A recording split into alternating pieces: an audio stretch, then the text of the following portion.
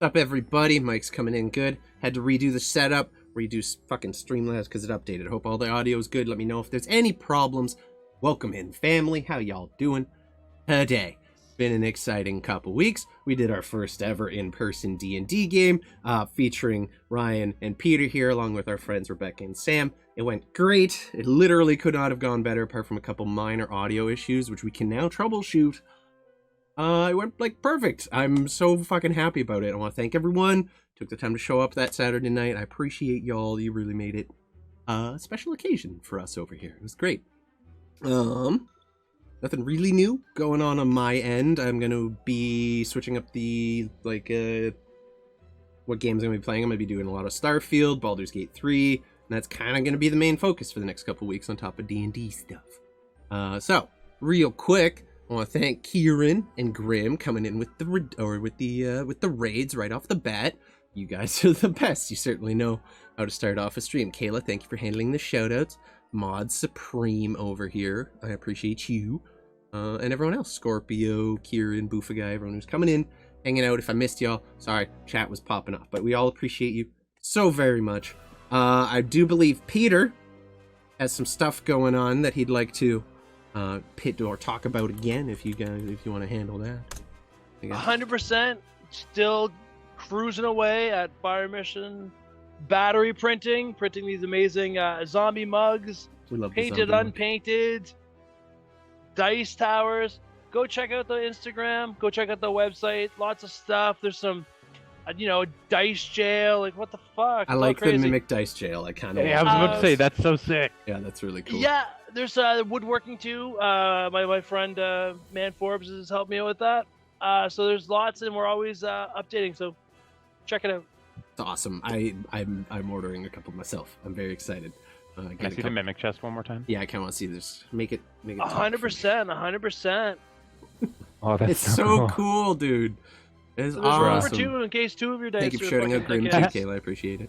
That's so Sorry good. if anyone got missed. That's so good. Either way, y'all go check out the link there in chat. We, if you ever want it, just command FMB in chat to bring the links up and stuff. It's absolutely cool. Kieran wants the tower. Yeah, I got two. I'm getting 2 towers because you can't have just one dice tower. Maybe one's the Lord of the Dice. One's two towers. like not rolling so good one day. True. You're like, this has got some bad juju. We're gonna figure it out, and we're gonna switch it to this one. But also, Pat, with this campaign coming to an end, there's going to be one that's going to be however you're going to do for a giveaway. That's true. In the not too distant future. We were expecting, and I can't put an exact number on it because D&D be D&D and it is ever changing, but I was expecting to wind things up in the next 15 games or so. So at the end of that, Peter and the folks over at Fire Mission Battery have been nice enough to offer us a dice tower to give away as part of our big celebration of the end of the campaign. Hopefully not everyone dies in that game, because that'll kind of be a depressing giveaway if it does. But you will have a memento of the entire party's death. So, that's pretty limited a dish, you know what I mean? Like a gravestone. Yeah, it's like a gravestone you can drink out of and roll dice in or stuff, depending on what you get. Either way, I'm very excited about that. Thank you, Peter, for offering that dice tower. Oh, it's so cool. The orc ones are nice. I like the ones I'm ordering because I'm very partial to them. There's some new ones coming out too. We're always adding new stuff, so there's maybe some elvish designs coming down the pipe. Who knows? For the elves, I like the mushroom house. That one's my personal favorite. I think that's the one I'm getting. I'm pretty sure that's one of the ones I'm getting. So sick. It's gonna be sweet. Other than that, JTB, you're joining us yet again as Sir JT the Just. Do you have anything going on that you want to talk to the peoples about? I know you're not really doing a lot of streams right now, but not a whole lot going on for me. Just, if you want to catch the stream, maybe sometime in the one time 7 months I stream, follow my Twitch. Yeah. You could get to otherwise you can follow me on Instagram, same and TikTok, where I'm hopefully going to start uploading. That's what I'm saying. We'll Hell yeah. Let's get on the TikTok uploads. It's going to be tight. Yeah, go show some love to JTB. He's nice enough to join our little Peter, dice did you just do a TikTok family. dance? Did Peter I just? feel like it was just a generic like dance, but I feel like I feel like it's all very the generic TikTok. dances get put on. I don't TikTok. have it Yeah. TikTok, but That's a I feel like TikTok it's a- dance. Yep. Well, Yeah. you should get it so I can start tagging you in the videos of you I'm uploading to TikTok. I'm just not there. Rediscover your youth. Shake your ass It's a on the lot of camera a discovery little bit. right now, brother. Okay, well, I'm going to dance to Megan Thee I Stallion. think that's about it. Don't downplay the TikTok dances. They be going. That's true. I feel like if we got just like on the TikTok, Peter doing TikTok dances, we would go viral. We could make an Just entire from thing like of it. trying to figure out the gonna dance his ass off. choreographic portion of it and like cussing. Half of the content will just be you trying to learn the choreography and struggling with it the whole time. Absolutely. And Ryan In trying the to comfort me. In Ryan character as got Mantuka. Oh god. Full Mantuka cosplay. So, that's about it for stuff we got going on over here. Otherwise, it's the same business as usual. So, without any further delays, let's get back into it and pick up where we left off. So a little recap to bring us back into the mood.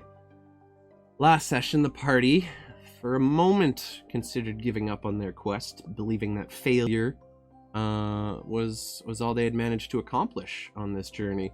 Mr. Maker and some prodding from Mantuka and others, the group re-steeled themselves and realized that the quarry was not yet out of their reach, and perhaps, just perhaps, something could be done to stop the agents of Ropesh the Cruel. So without wasting any time, the party, collectively, each member contributing in their own way, to help you speed through the undergrowth and forest, Mantuka basically just shoving a path through the vines and stuff that grew over the grass. Stanislav keeping a lookout, while Gregory, I believe you had summoned some animals to help you fly around and figure out where you were going as well. Turn up the music a little bit. It's a little quiet for me. I like to be able to hear it. There we go. So, after a couple hours of journeying through the forest at absolutely top speed, you eventually found your way to a clearing where you found a what appeared to be a holy man clad entirely in bright, shiny gold armor, a visage of holiness here in the field, surrounded by a horde of zombies, a necromancer at their rear controlling their every movement, bodies of undead piled on either side of him already as if he'd been fighting for hours, if not a day or more, but still standing his ground. One Sir JT the Just, played by JT, who was kind enough to join our little game over here. You all, wasting no time, especially Stanislav, realizing who it was that stood before them, rushed into a combat. And while things got a little dicey for a while there, Sir JT the Just himself going down valiantly in combat, as he had once before in his life. However, being recovered and saved by the healing prowess of the party, regained his feet, and with the help of everyone, managed to overcome their foes after a particularly impressive turn undead, in which half the horde, the necromancer, basically just ran away for a minute until they made their way back and you guys had to finish the combat. What's up? Didn't you back-to-back Nat 20 on JT? I did. I Yeah, did that was back to nuts. back. Yeah. I dropped just all That's the damage right, into the yeah. guest. Yeah, what's the point in having a guest if you're not going to give them a special welcome, right? Listen, You know what I'm saying? I fought for a day, and they eventually had to get their hits in. Mm-hmm. So, as you all stand victorious and your new ally turn to face you, you realize that all was not quite what it seemed, as formerly the visage of Lady Jenna, your former ally and another faithful of Torm, had been that of a radiant spirit almost. This was very much a corpse, still clad in his armor, reanimated by some kind of twisted magic. Half of his face gouged open, one of his eyes barely hanging into the slot, just like all the skin tore open, and a little bit of skull, and a little bit of bone just peeking through the kind of withered and sickly looking flesh. You realize that Sir JT the Just may not be as alive or as holy as perhaps you might have thought. As you all took a moment to take in the events of the day, you were interrupted by the sound of a snapping twig. You all turned and recognized the familiar visage of one Countess Levana Mogrev, leader of the town of Ravencrest and widow of Sir JT the Just. As the two took a step towards each other in the fog, lit by the pale moonlight in the sky. That's where we left off. Two of you standing about 10 feet apart. Both of you silent. Her hands kind of just defeated, crossed in front of her body, kind of hanging by her stomach. She's speechless. She just looks at you, and you see her take in the damage done to your body, and there's almost a look of confusion there. Think seeing her look at him, and I guess it wouldn't process for him immediately that it's confusion. It kind of just like almost like just kind of staring at all the damage, and he kind of tilts his head in a direction where the gouge is less visible. How are you here? How long has it been? She hesitates, down for a moment. So you're kind of steeling herself to share this information with you, and she looks up and meets your gaze yet again. I made mistakes.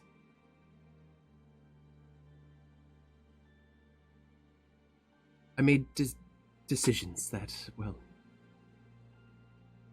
kept me around a little longer than I intended. Here I am. She smiles. As you do, you see the faint hint of a fang from under her lip. You've made decisions. Your choice. Or did someone do it to you? Both? Well, it seems we are both. And he's gonna look at his own hand. Not what we expected when we meet again. Purplish gray colored skin as you look down at your own hand. Still wounds on that, spatters of black blood from the rotting corpses you had just been fighting. You died. You were gone. When I tried to get you back, you all turned on me. All of you. Your gods, your priests, all of them.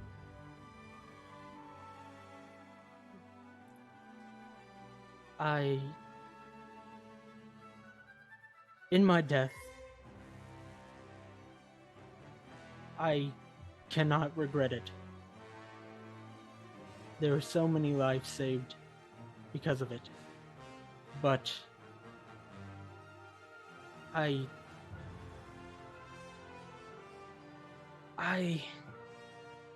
knew at that moment that I had failed. I saved so many lives, but the one that mattered most to me, I left behind. You did. But I never wanted it to drive you to make choices to bring me back or anything like that. We knew the magics were going to be put in place for me to be here. But I can't say that I'm upset, because if there's one thing I would want to see being back, it's you. He's gonna make his, take a few steps in her direction again to close distance. He kind of drifts towards you. Doesn't even look like she's walking the way she's moving through the fog, and it kind of clings to her dress as she does so. And she steps up to you and takes a moment and just reaches her hand up to the part of your face that is basically missing. Turns your face straight to look at her. It's not what we were told it was gonna be. And he'll give like a really, almost like a shy little disappointed smirk.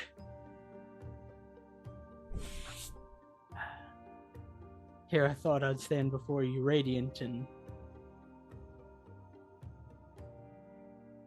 just.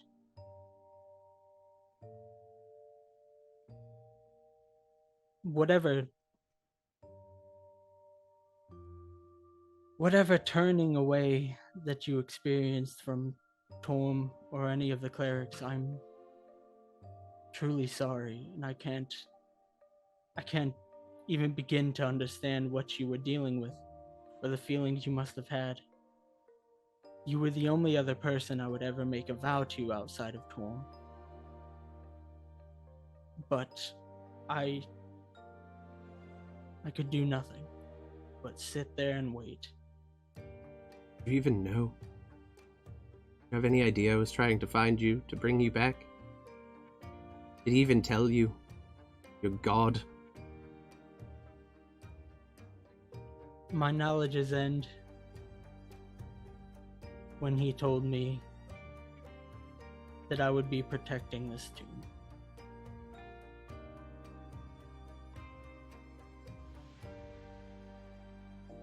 Been almost 1,000 years.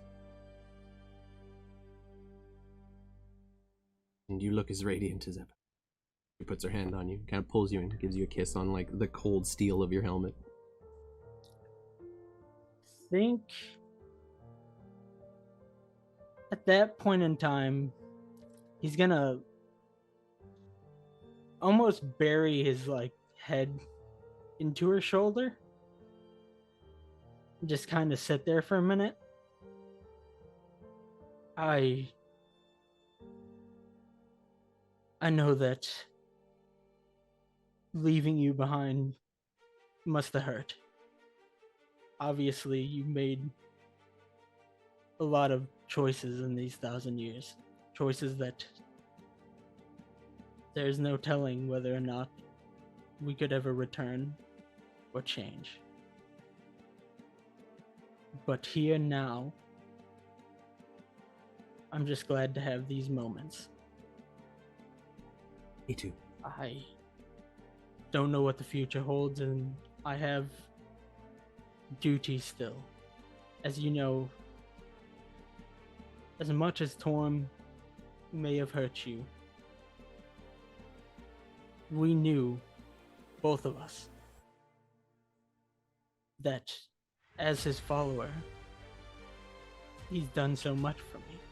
Without Torm, I wouldn't be where I am, and I wouldn't have met you. Without Torm, I would not be where I am. I know. But I don't think that falls completely on him. No, it doesn't. No. That's on me. You guys just kind of stand there in the mist. The rest of you, all taking in this moment, kind of stands back up. There's a lot I need to explain. I don't think this is the best place for it.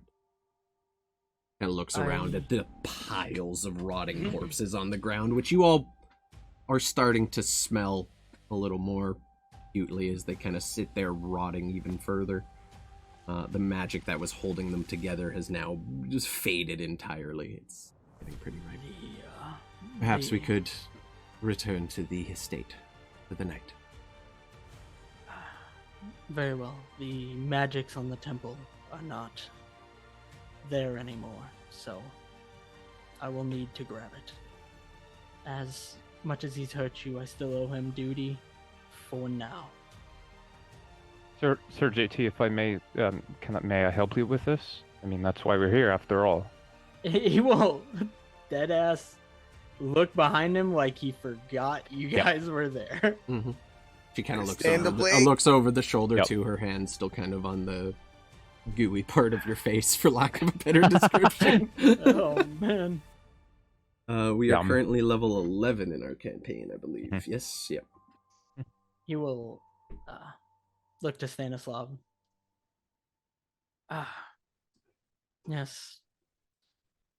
We need to get this part of Ropesh somewhere safe.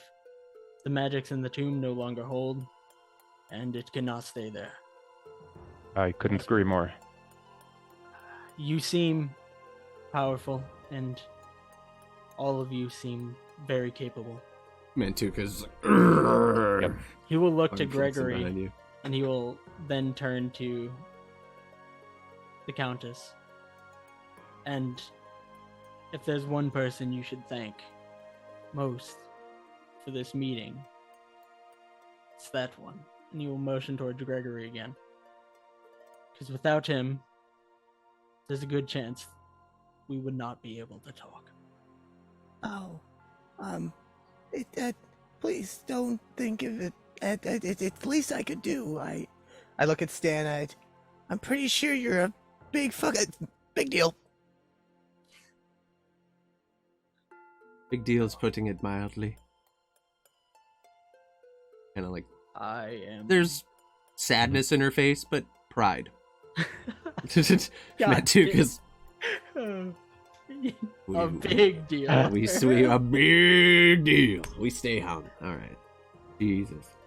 He will walk over to Stanislav and kind of motion for Gregory to come in too. Oh, okay. Yeah. And when you're next to him, he'll put his hand on your shoulder, Gregory, which I assume you're kind of tiny, and he's a massive humanoid. Oh, yeah. Like, Just like- I thank you guys, even you. And he will look over to Mantuka as well. I appreciate your guys' assistance here. Even me? Am I lesser? Conform to your god? No, listen. Oh, what do you mean, you people? I meant you because you were slightly away from everyone, okay? You're doing your thing. I guess I'm just sensitive from being awesome. Praise Mogus. Listen. You just praise Mogus. But also, yes, your god is concerning. Yeah, roll me a religion check, please, just while we're here.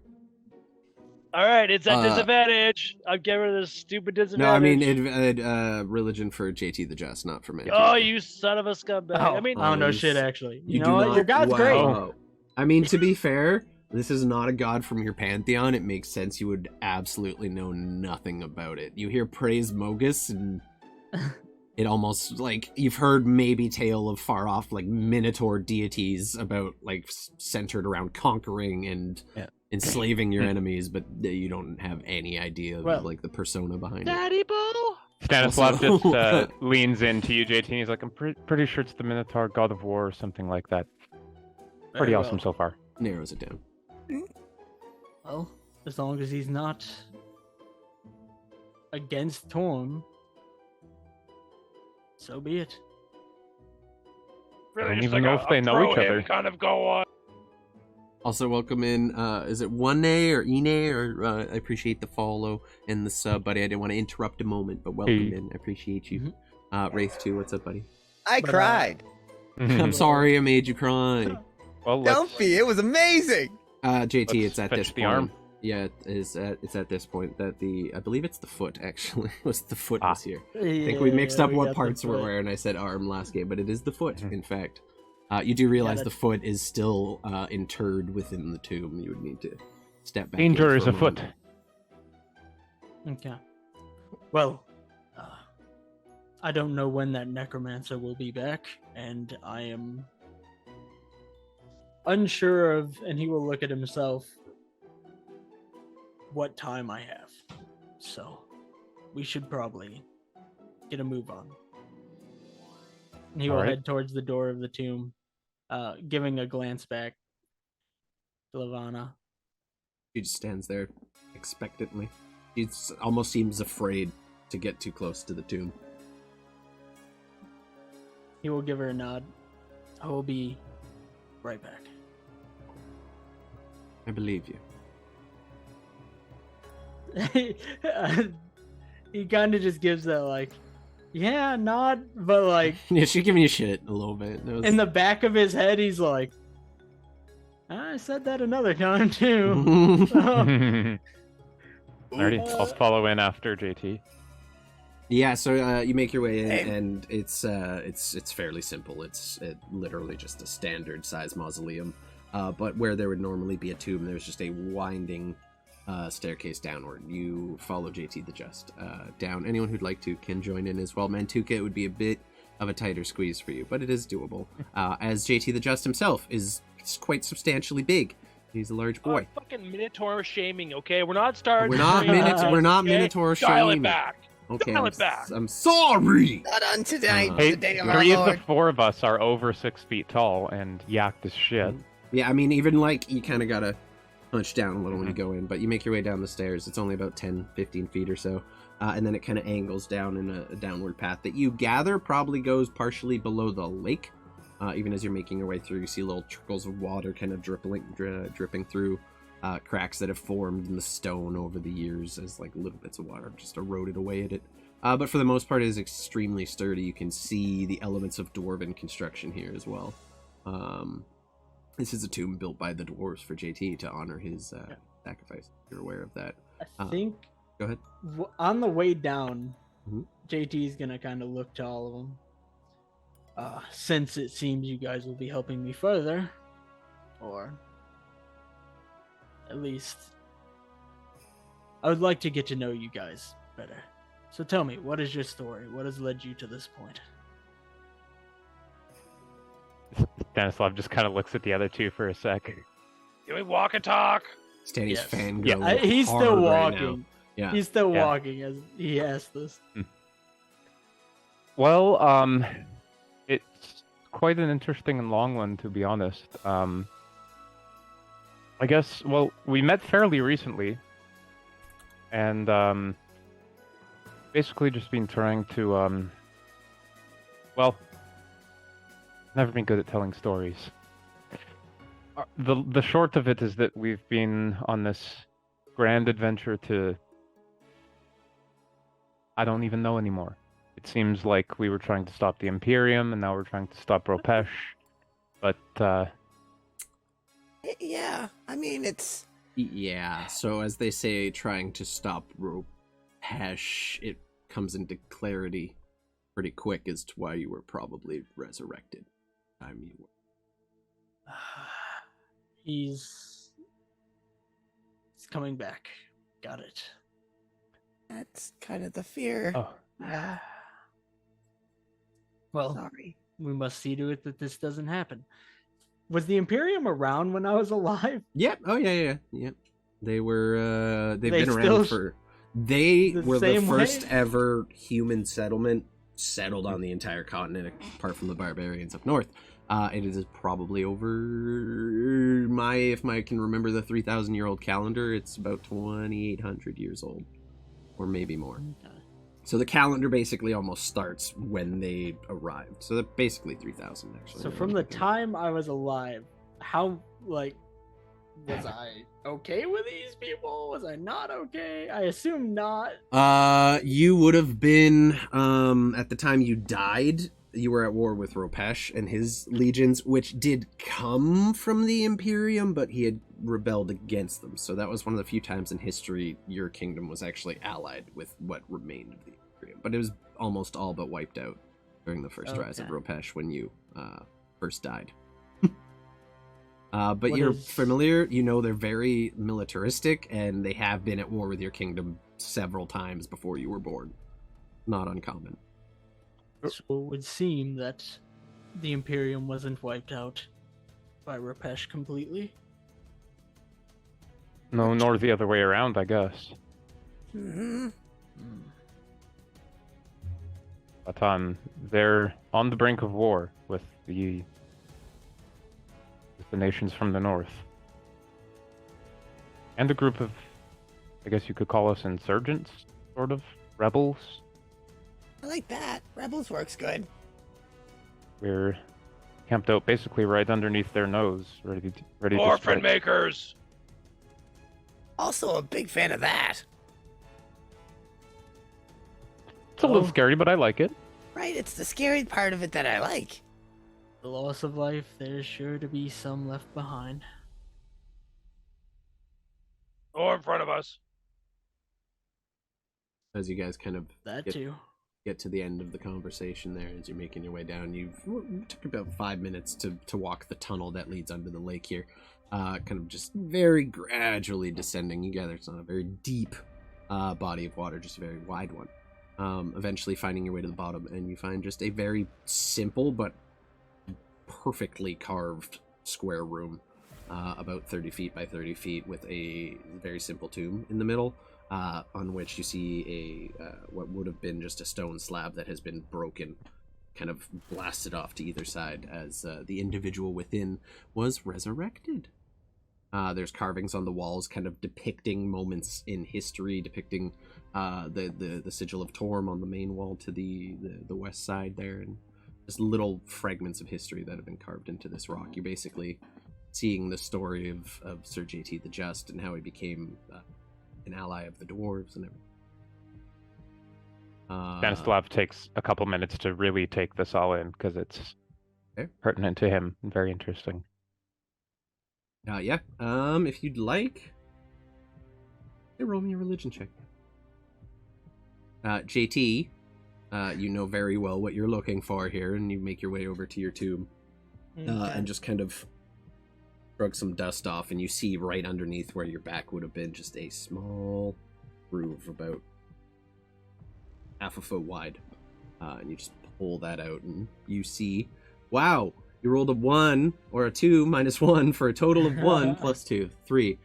Nothing stands out as extra to you. It seems like you're just getting a very surface level thing of it. There's nothing overly important about it. Yeah. Stanislav is really taking Yeah. the essence of JT here in the really shitty religion. Starstruck.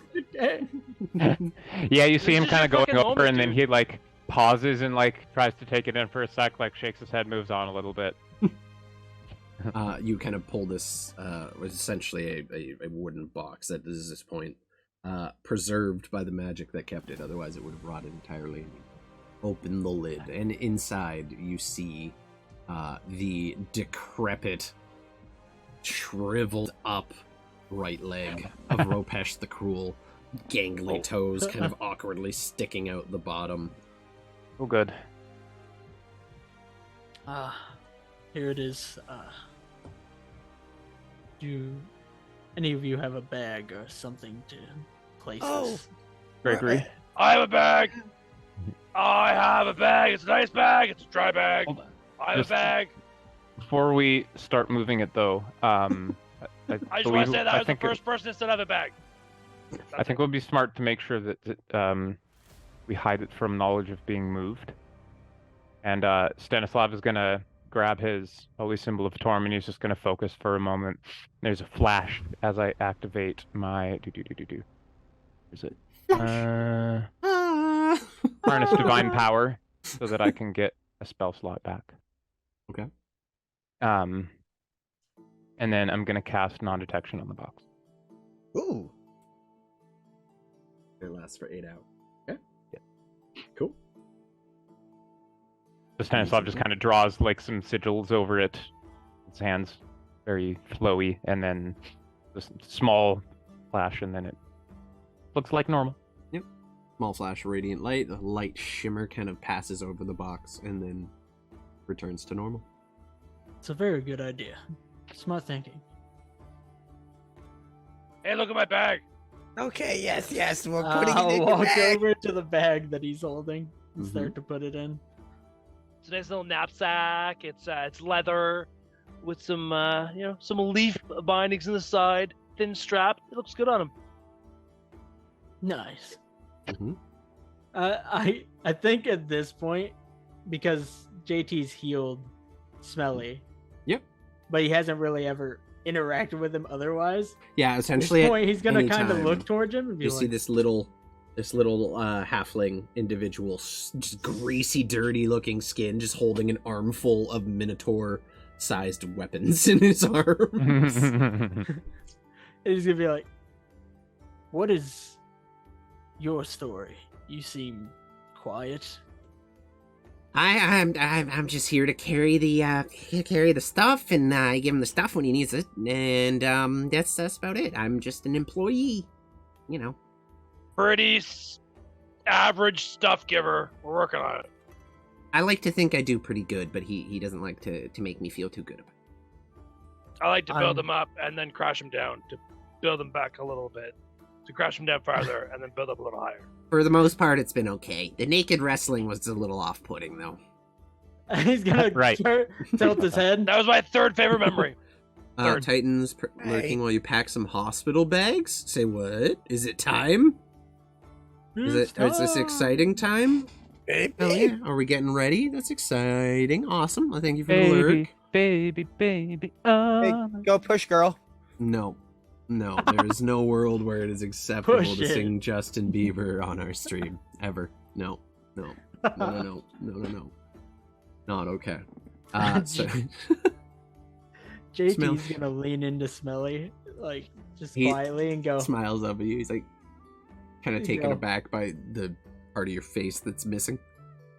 For what it matters, I think you do great. Just to try to build his confidence Aw. slightly, and just walk off.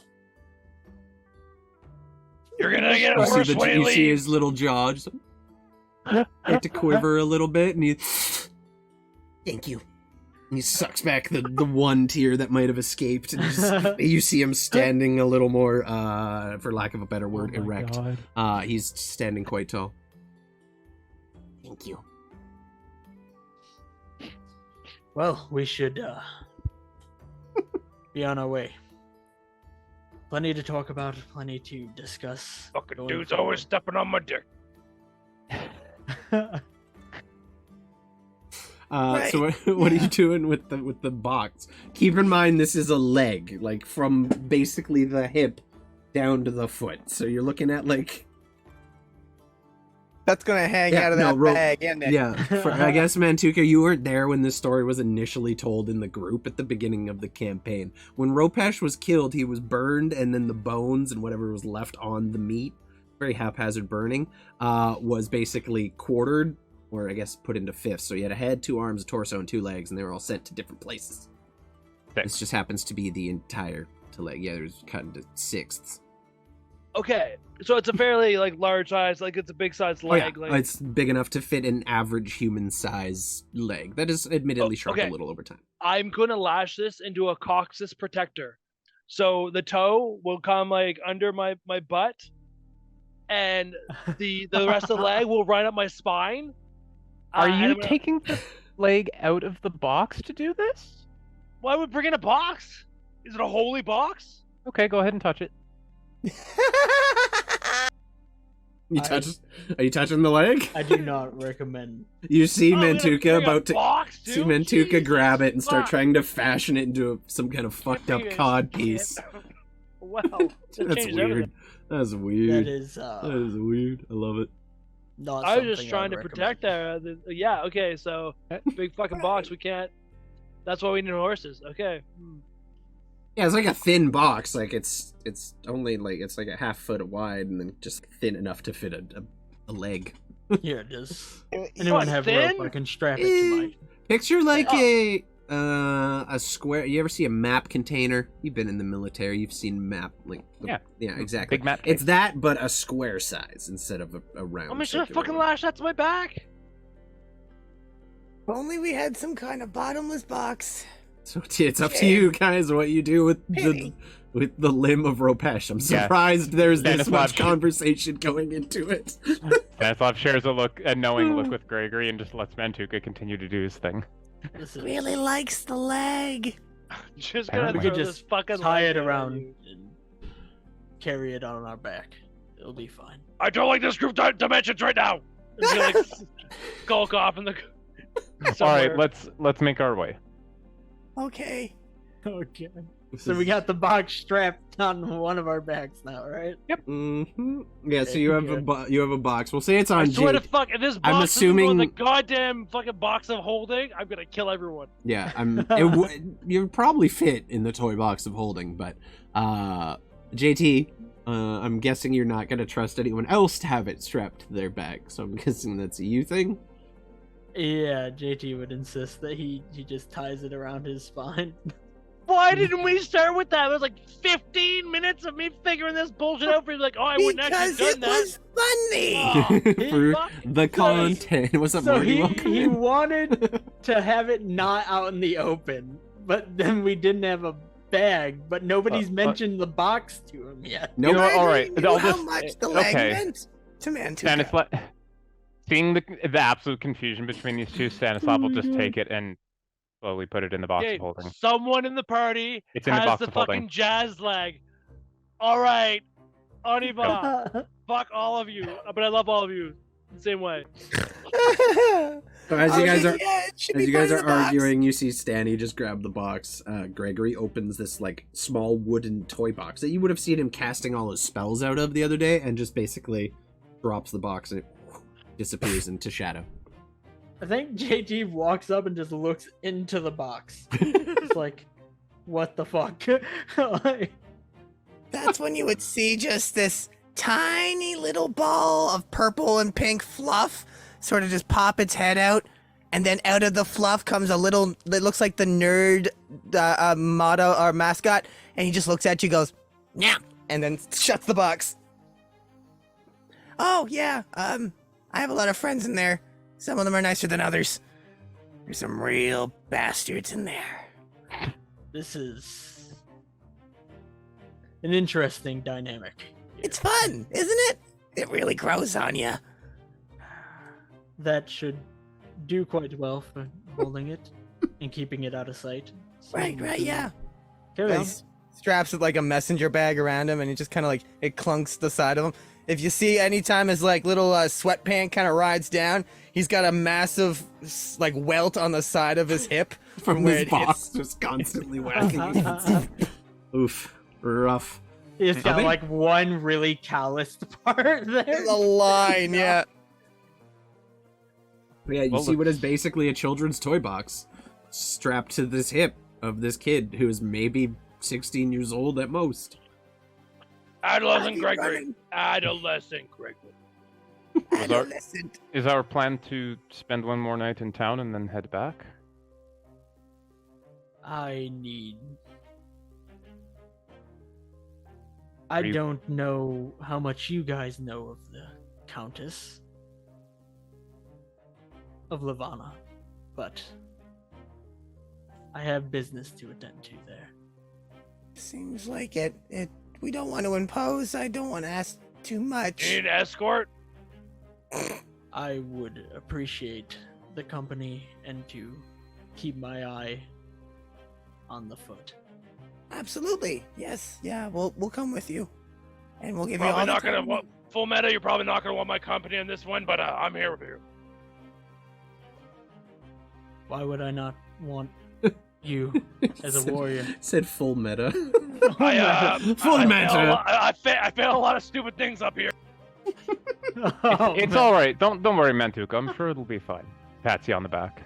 I'm sure you're very. I always feel so great. weird when I leave this place. My legs are all shaky. There's like 3 spots of me that've been shaved somehow. It's confusing. A lot happens. I A cast lot happens Rogaine. at once. Oh no. I cast Rogaine. Oh no. Pat's like, I didn't even DM anything happening to you getting shaved. What the fuck? I use Lester Restoration on his hairless spots to try to fix the bald patches. They grow back too good now. You're like, God damn it. That's where the good grass grows. I can braid it now. No, no. That's like the only part of the hair that's Oh, like God. kept well. Ooh, Oh, gross. that's funny. So, you all Jerry girl. with the leg in tow, make your way back towards the surface. Kind of making your way up that slanting stone cavern through the underlake here. Eventually returning to the courtyard that you left the Countess in. You find her now. She's stepped a couple feet closer, like she's definitely got closer to the thing, and she's kind of looking at the door expectantly, and there's almost a look of worry on her face. It's like you've been gone for a few minutes now. She wasn't aware how deep or how long the tomb ran. What's up, Chris? Just on the way back up, Stanislav has kind of caught his bearings about him and is not so starstruck. So he's going to give JT the basic rundown of basically when they broke out of the prison and how that went down to how they got to hear, basically. So he'll tell you about that, and then how they escaped and woke up in this cavern, and learning where it is, and then coming to you and everything that happened in between. Oh, from like the time you left So- the slave city where you Yep. were captured. Okay, so when Yeah. the rebellion started, basically. Filling him in. Pretty Okay, much, cool. yeah. Easily done. So you Is basically. Oh, go ahead. Is this before they met Jenna? No, yes. quite long after. Stanislav forgets Yeah. about that entirely, Yeah, no. and doesn't tell you. So they did that Okay. and then did all of the stuff that he just told you about. So Alright. I don't know if you included Lady Jenna in that. You probably would have. I don't know. That's up to you. but- Maybe. Let's roll for it. Sure. Yeah, go ahead and roll. Part of me really just what wants him memory to is forget it. intelligence or wisdom? What are we gonna go for? Either one, your choice. Okay. Yeah, I remember, and I tell you in Okay. vivid detail, and I remember every word she said and what she looked like. I paint a picture. Yeah, literally, you get a word picture he painted. he just holds up a painting that Yeah, he drew just, up. I loved her so much. I did a painting. Yeah, no, Okay, you so definitely yes. you hear the story and you're like, oh yeah, no, that checks out. That sounds like her. So, when you met her, she was more spiritual, radiant. It seemed that way, like she was sent from elsewhere rather than resurrected. So look down at his hands again. What the hell has happened? You're not sure. Something Yeah. got messed up somewhere. And you kind of, as you look down again at the kind of purplish gray skin that just kind of loosely clings to your bones at this point. Like she was glowy all the time. You're glowy some of the time and real bright, don't get me wrong. Mhm. But yeah. Normally, with my kind, they get festering wounds. They cut them off before it goes any further. That's right. I don't know. I'll do it for you though if you want. Well, I think these wounds have already killed me once, so I don't think they're going to do a whole lot now. Okay, but if you turn into a zombie, I'm gonna kill you. You don't have a soul. It doesn't matter. I just feel better telling you up front. I appreciate it, though I feel like I may already be a zombie, but in control of myself. Probably something you shouldn't tell me, but okay, we'll deal with this. Bye. Yeah, looking at the wound on his face too, you can definitely see where something would have probably stabbed directly into the skull. Pretty deep. It's pretty haggard looking. It's quite rough. As you kind of make your Mantuka, way. Go ahead. think of him as real live rather than undead. It's better like Mantuka that. processing.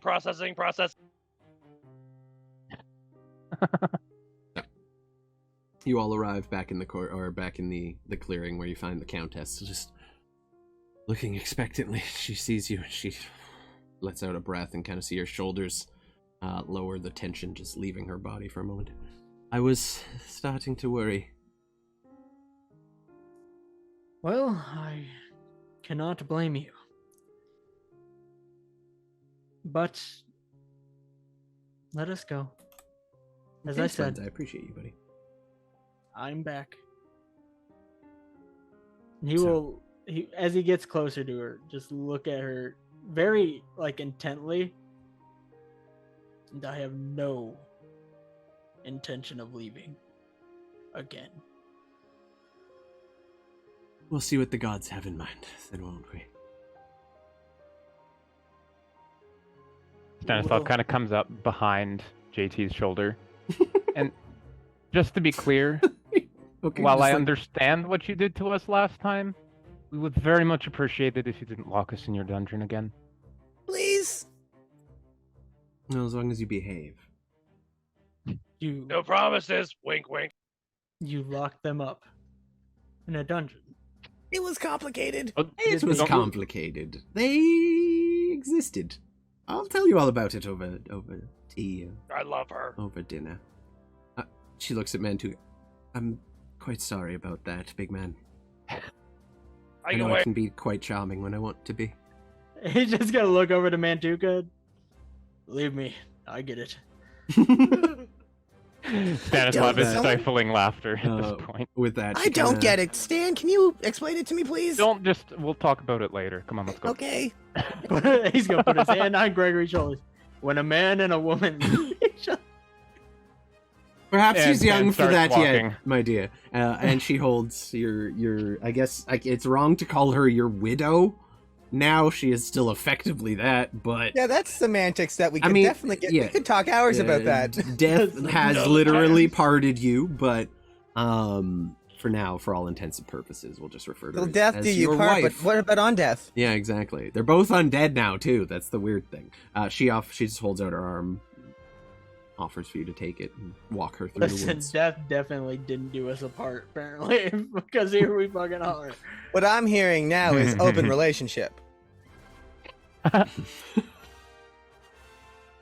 She's Listen, allows I you don't know to if take JT her the arm Just is and going to be about that. Anyways, Fucking. leads you through the forest. It's reminiscent to you of times you might have spent with her back during your courtship when you guys were first getting to know each other, wandering through the woods around Ravencrest, long before they had turned into the more murdery aesthetic that they are now.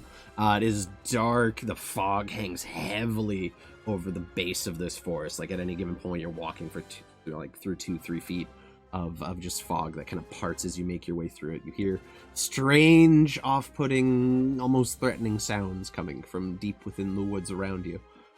Even this forest, as you knew it, would have been known as the Eldresian Woods of your time, just named after the kingdom in which this forest basically covered, now known as the Dagger Woods, based on the current inhabitants that live here.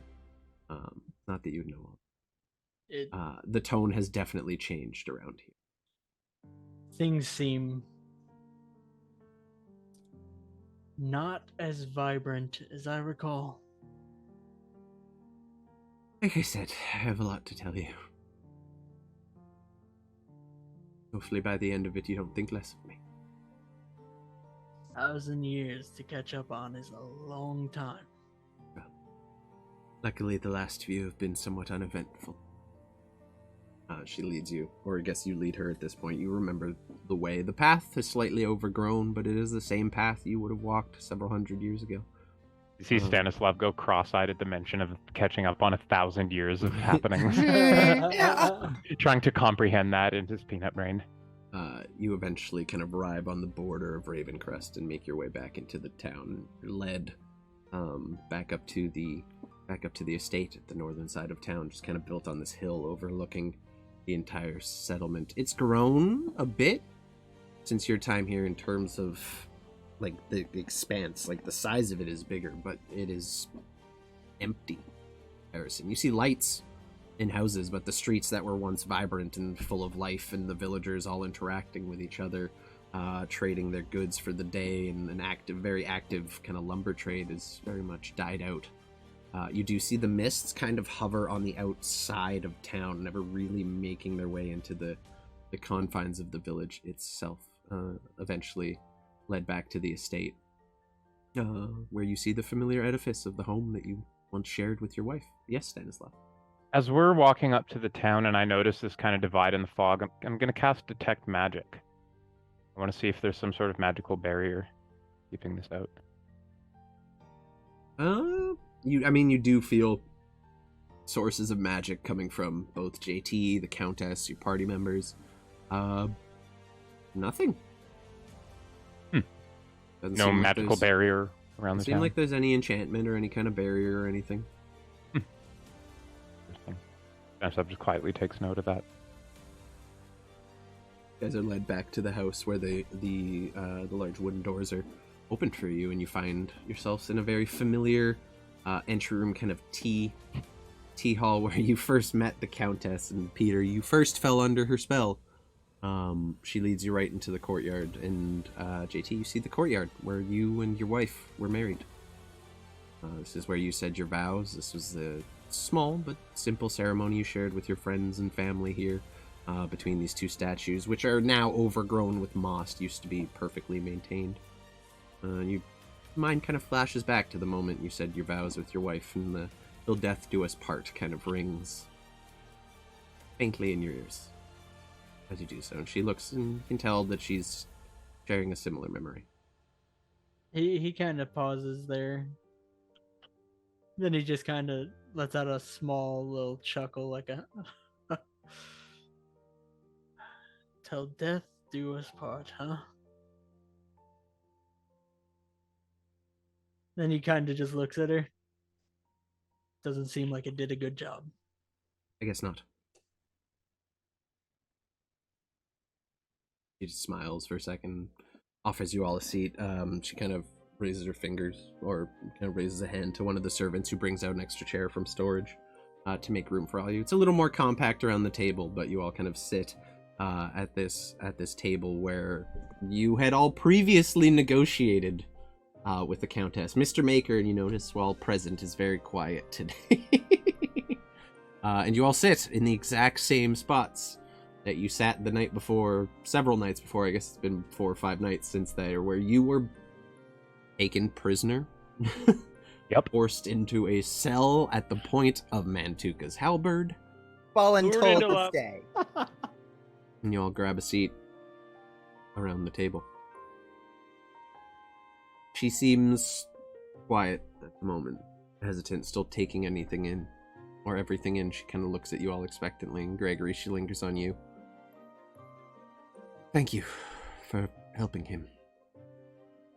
Oh, please, don't mention it, but... And then he kind of stops dead, and he just kind of sits up all straight, looks over. You can always call on us. Funny, I didn't even have to. Right, I guess that doesn't really work that way, but you get it. You understood. I tried to sound cool. Very Don't cool. mention it. Very cool. No, thank you. Yes. Mantuka, Stanislaus were- quietly You- chuckling. you put your hand up. What's up? Mantuka's not gonna sit down. Okay. She doesn't control him. Hmm. I'm just a little mind fuck. Like, yeah, Yeah. daddy's in control again. Girl. And your other daddy's there, but we had something. And just so you know, not today, girl. Because he's right there. But if he wasn't right there, maybe, but not today. She notices, doesn't say anything about it. She doesn't really notice her understand noticing why you're. I notice her noticing me. She notices you noticing her noticing you. She definitely Noticing me. takes clock of the fact you haven't sat, and she's just accepts it, though she's a little confused. So I imagine you based have off of How do you think I questions. feel? based off of what? based off of what Stanny said earlier and Mantuka not sitting down, can I get like there's a tension here? Some more so than others. There definitely appears to be more tension between her and Mantuka than there is with the Confusion. rest of the party. Confusion, maybe. Granted, the spell was broken, so Cut It deep. would seem deep. that there's a lot to explain here. And he looks around at everybody and then to her. I can be very persuasive. What do you want from me? And how much do I know about vampires? Roll me a sips his religion. tea. Roll me a religion or Okay. history check. Your choice. Here we Or go. survival, bitch. 11. Wow. You guys are the best paladin and cleric Aren't I you have like ever a fucking seen. god? Like, Yeah. Dude, fuck. I Yeah. have a plus Your 5. god I don't know knows what all to tell about You, Oh, you man. don't have a lot of experience with vampires. You know, like the bare minimum, how to kill them, the folklore surrounding them, like can't enter a house without being invited, so on and so forth. You know they have a very strong force of personality and can be very persuasive and charming. You're not sure exactly the extent of how far that goes. He'll just kind of look to her. Well, even before you were a vampire, you had a charm to you. I try. I well, I was worried they might try to kill me, so let's just say I used what powers I do have at my disposal to make the big fellow a little more friendly toward. I assume Worked. that is why you don't sit, friend, as he looks to Mantuka. You don't control me. I know I don't control you, dear. Would you like to sit? I'm offering. Well, no, if I wanted to sit, I would sit my bull ass down. So Fair I'm enough. currently standing in defiance. And I know you noticed that. I did. I noticed you noticing me, as noticing you as well. Good. Greg kind of leans over and So goes, awkward. So This awkward. is how you know he likes, like, he respects you and likes you. He kind of starts joking like this. Wow. That would Yeah, happen. yeah. You should be, it's like flattering. Voluntary humor. I imagine you have many questions. Where would you like me to start? That is a hard enough question to answer. There's so much I've missed. I guess we can start with what happened to you when I was gone. Well, when you died, I made my way to Southwatch to claim your body and bring you home, where you could be buried here, where I could visit you. I hadn't anticipated that a small battalion of dwarfs would be accompanying you, but we made them feel welcome as well as we could. They made your tomb and placed the enchantments upon it. Members of your faith came and said their prayers and offered their condolences, and when I asked if there was any way that I would be, if I could bring you back, if I could undo what had been done, I said no. And they said your sacrifice had been courageous, and to undo it would be to undo everything you had done. And understand that. I accepted it for a time. Continued my faith. I said my prayers. I did what I could. And then I grew bitter. Like I had a voice in my ear telling me I had been wronged every day, and after a while I started to believe it. Then I started to understand that the voice wasn't something I was just hearing in my head. It was something I was making up. It came to me with an offer. One night while I was laid in my bed, and I was hesitant first, and then as it went on, I started to feel my willpower fade and my respect for the gods fade. As I said, I grew bitter, I grew angry, and I was willing to do whatever I could to bring you back to me. I accepted. I did not know who I was accepting a deal from. And who was it? Tell me. When you stood against the forces of Ropesh and ended his entire reign, put a stop to his plans, who do you think he turned to for revenge after you were gone? I fell for it. I think part of me knew who it was that was pulling my strings, but I wanted it. I wanted you back. For a while I understood, but by then it was too late. And I sit before you now, just as young and youthful as the day you passed. Nothing's changed, save for slightly different appetites these days. And in the... He'll give a smirk to that. Listen, I understand the pain, everything, the bitterness that you must have felt, while I can't begin to fully comprehend. And perhaps Rupesh's magics, they really did turn, but some of that bitterness, it wasn't just Rupesh.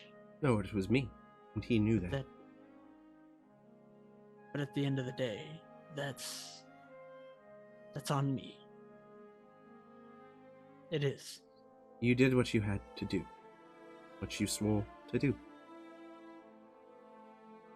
I was the weak one. Should have accepted my fate. I knew what I was getting into when I married you. But in the 100 years since you passed, Ropesh has continued to operate through me. I've done what I can to keep the people here safe and untouched.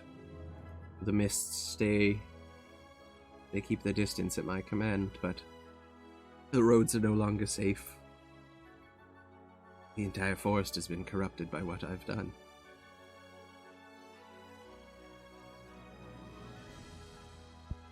Can we undo it? There has to be some way. He looks up at you.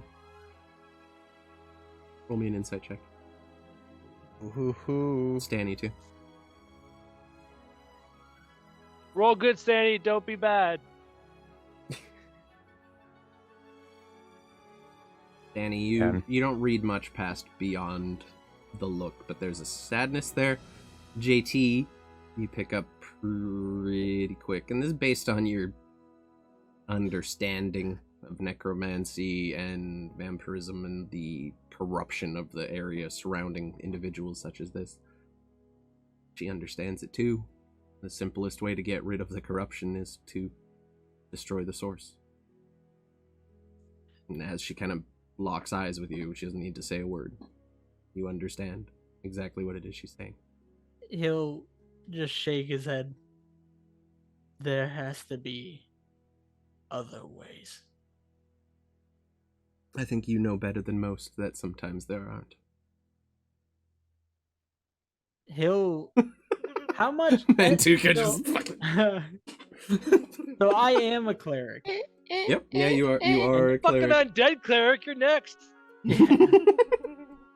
And as a cleric, would I know about, like, potentially more powerful clerics than I that have used spells to resurrect people? I guess. You do know it's a thing that can happen. You're not sure how well that translates to working on a vampire. Okay. He's And- fucking undead, crazy bitch. You are too. Lurk Minder. I appreciate you, buddy. You probably would have known a couple in your day, but 900 years later, everyone who would have been alive at that time is long since passed. I know there's- that you have. Go ahead. I know that you have made these choices, and all of this stems from my own failure. But You stood alone against an army and died. You didn't fail. I failed what mattered to me. Well. And now there are ways. I will find ways. If I have to kill the bastard myself. She smiles.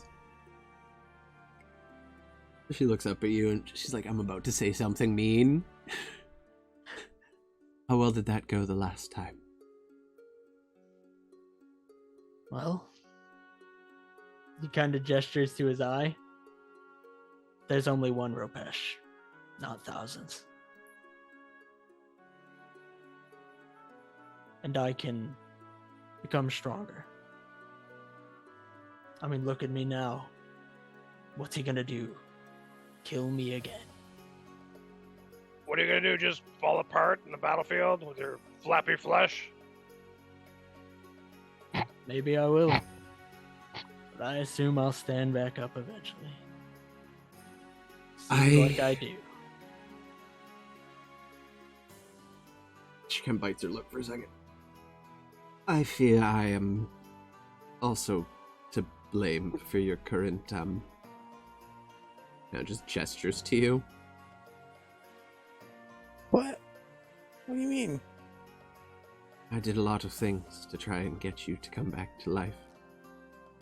Many spells were cast over that tomb to try and break the enchantments there. Perhaps one worked. Oh. He's gonna kind of. I assume there's like glasses and things on the table. Yeah. Oh yeah. There's like a Something he full could catch serving a platter. reflection of himself in. Oh yeah, easily.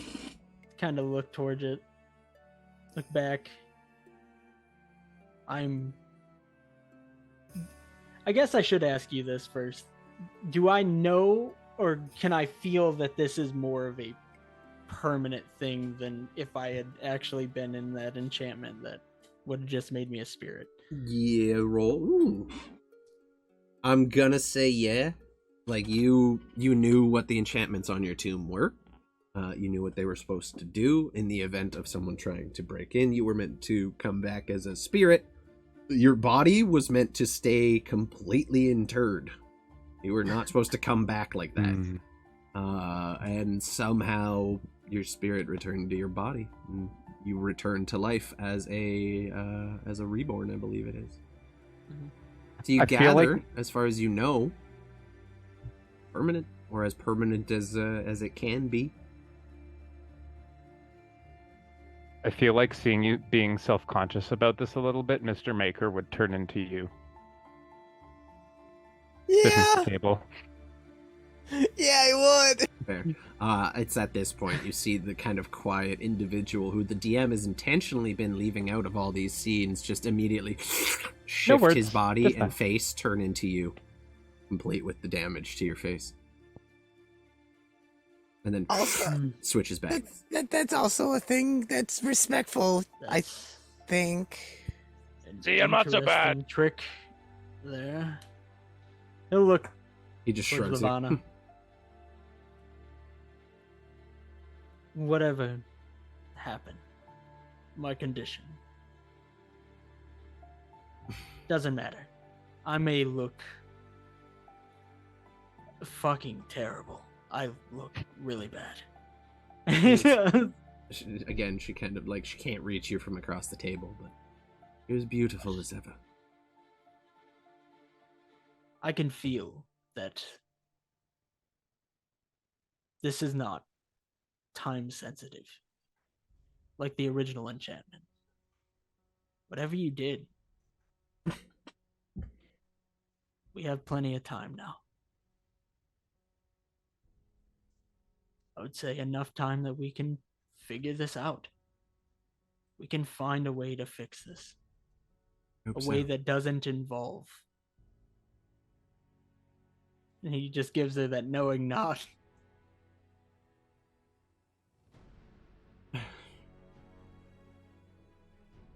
I suppose we'll cross that bridge when we come to.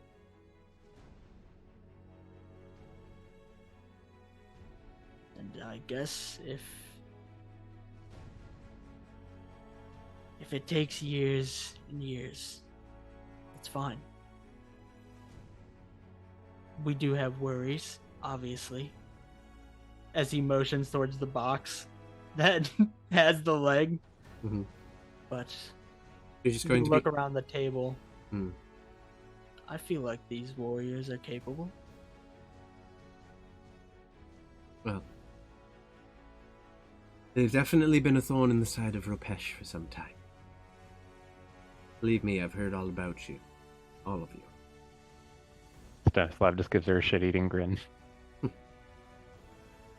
I wouldn't be so happy to have made an enemy of the great romancer to ever live.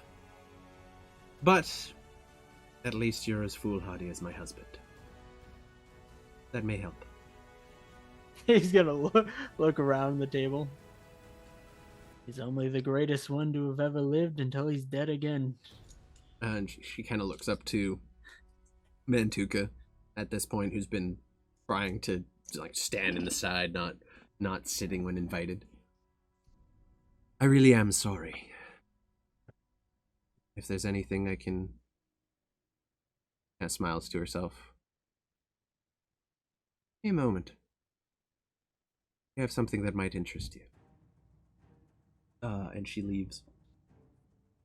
Always leave them wanting more. One of the guards leaves with her, and in about probably 5 minutes or so, a little longer than you were expecting, she comes back with the guard who is now carrying. You see what is a large, perfectly made, beautifully forged halberd. Shining silver edge on it, like it has been refined to a razor sharp point. At the tip, there is a not even a spearhead, just a spike that's like thick and just like squared down, made to penetrate through armor. And on the back, what appears like a hook axe to disarm or otherwise pull someone from horseback or something. And the guard is currently holding it in his hands as he enters the room. He lays it out flat. The previous owner of this ran into some misfortune. Perhaps it will serve you better. Yours if you want. Consider it an apology. I am going to slowly, cautiously walk up to it, eyeing her, still letting She her looks you know in the that eye. Roll me a charisma save. No, I'm kidding. I'm joking. I won't do that. It would be a disadvantage, so this whole thing would be bad again. And then I'm just gonna, kind of take it in. Then I'll pick it up and kind of feel the weight of it in my hand, feel how it flows, and as long as I can do that in the current space I'm at, I'm not gonna. We gotta hydrate. Thank you for the follow. Pineapple pizza juice. We love that. Sweet. I love pineapple wine. Thank you for swinging by. What? No. Ryan just has the giant fucking thermos. I hope that's the Keganator. The Keganator. Ryan is the Sam Riegel of our party. She looks over. It's yours if you want. You kind of grab it and like spin it around. You're in the middle of a courtyard. There's plenty of space. It is a little heavier than the one you currently use, but it is perfectly balanced to compensate for that. It feels good. There's a spike on the back end too, like the back end in case you felt like stabbing someone with that. And even as you're holding it, there's definitely something like you feel a power almost radiating in your hands from this weapon as you're twirling it around you. Definitely seems enchanted. Granted, your Minotaur barbarian ass not really being great with magic probably has no idea going on with that, but it feels magical in your hands.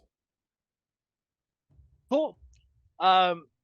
Where's Smelly at? He's just standing by the door. He didn't sit either. There was a seat pulled up for him as well, but he's just like arms crossed, not sitting if you're not sitting. He's still holding all your weapons. Attaboy. Smelly, come here. Okay. He runs over with all your weapons in arm. What do you need? I'm gonna pull out my my former halberd, I guess. And you're still alive. You've done well. Everyone deserves their own weapon. And you're not a pussy. So you're not getting a dagger. You're getting someone pizzazz. And from this point on, I'll call you Steel. He doesn't have words. His jaw kind of quivers again, but as you say, I will call you. He steels himself even against it and clenches his jaw tight, puffs out his shoulders a little bit, he holds his hands out expectantly, leaning your other weapons against his arm so as to not drop any. You handing him your old halberd? Yeah. I'm just in the background with a thumbs up. Smell it. Don't make it awkward, Greg's acting the same way I am. You hand your halfling, your very Zombie freaks me small, smelly, stinky companion, now named Steel, a minotaur-sized halberd, and he kind of like plucks it into the ground. It stands like triple the fucking size of him. You'll grow into it. I don't think I'm gonna, but I'm gonna make it work. Don't you worry. Maybe Mr. Maker will make you stilts. Maybe just cut it in half. It'll be perfect. I was gonna suggest that as well. I think stilts are a good idea too. I wouldn't mind a couple extra inches. I'm really Battle just like stilts? envisioning like the fucking Kung Fu Panda crane. Oh no. Yeah. He kind of stands there. He's like Steel holding with this range. halberd in his hand. He puts it down on the ground. He's, yeah, I'll make you proud, boss. Time will tell, fuckface. And There it that is. will be where we take our break today. Fair enough. This is Smelly one of having- the best episodes we've ever done. Smelly This is having- amazing. Smelly having finally received his real name. We are going to take a quick Deal. break here and just hit the bathroom, everybody. We'll not be gone long. Thank you for joining. Thank you for the follow, Pineapple Pizza Juice, and everyone else who's come by today. Y'all the best. We'll be back in 10 minutes. Don't go anywhere.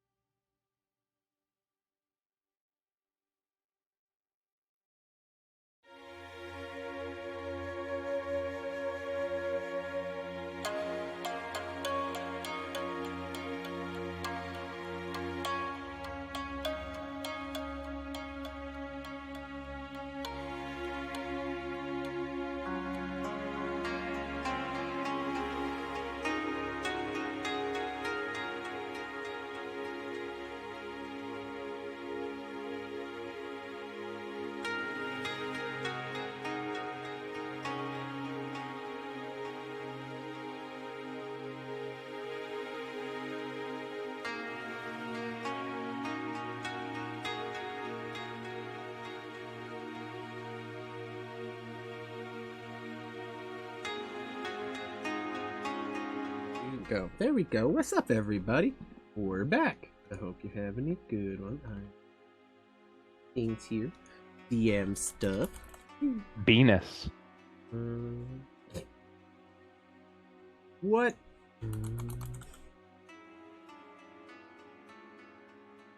Going up here. Oh, Cat cam. Stuart. Let's go. Wait, are we live? Yeah. What's Cat up? cam. Cat cam. Let's go. We love that cat cam. I hope everyone's having a good one. I had an item I was going to add to someone's inventory. Now I can't find it. Was it mine? It was. Ooh, I like stuff. It was. But now I can't things find and where stuff. it is. What happened to your arm, Ryan? Okay. Baby arm. Weird. Cat. We love cat. Quit sticking your hand into the nether. I literally just had this item up. What the fuck? Where'd it go? Sorry, folks. I have to do some DM shit. Well, while I have this awkward pause, I'd Yeah, like go to tell ahead, you what I'm promote doing. your Fire stuff. Mission battery printing. Woo! Doing amazing Halloween-themed can-holding zombie mugs. Find us at Fire Mission Battery on Instagram as well.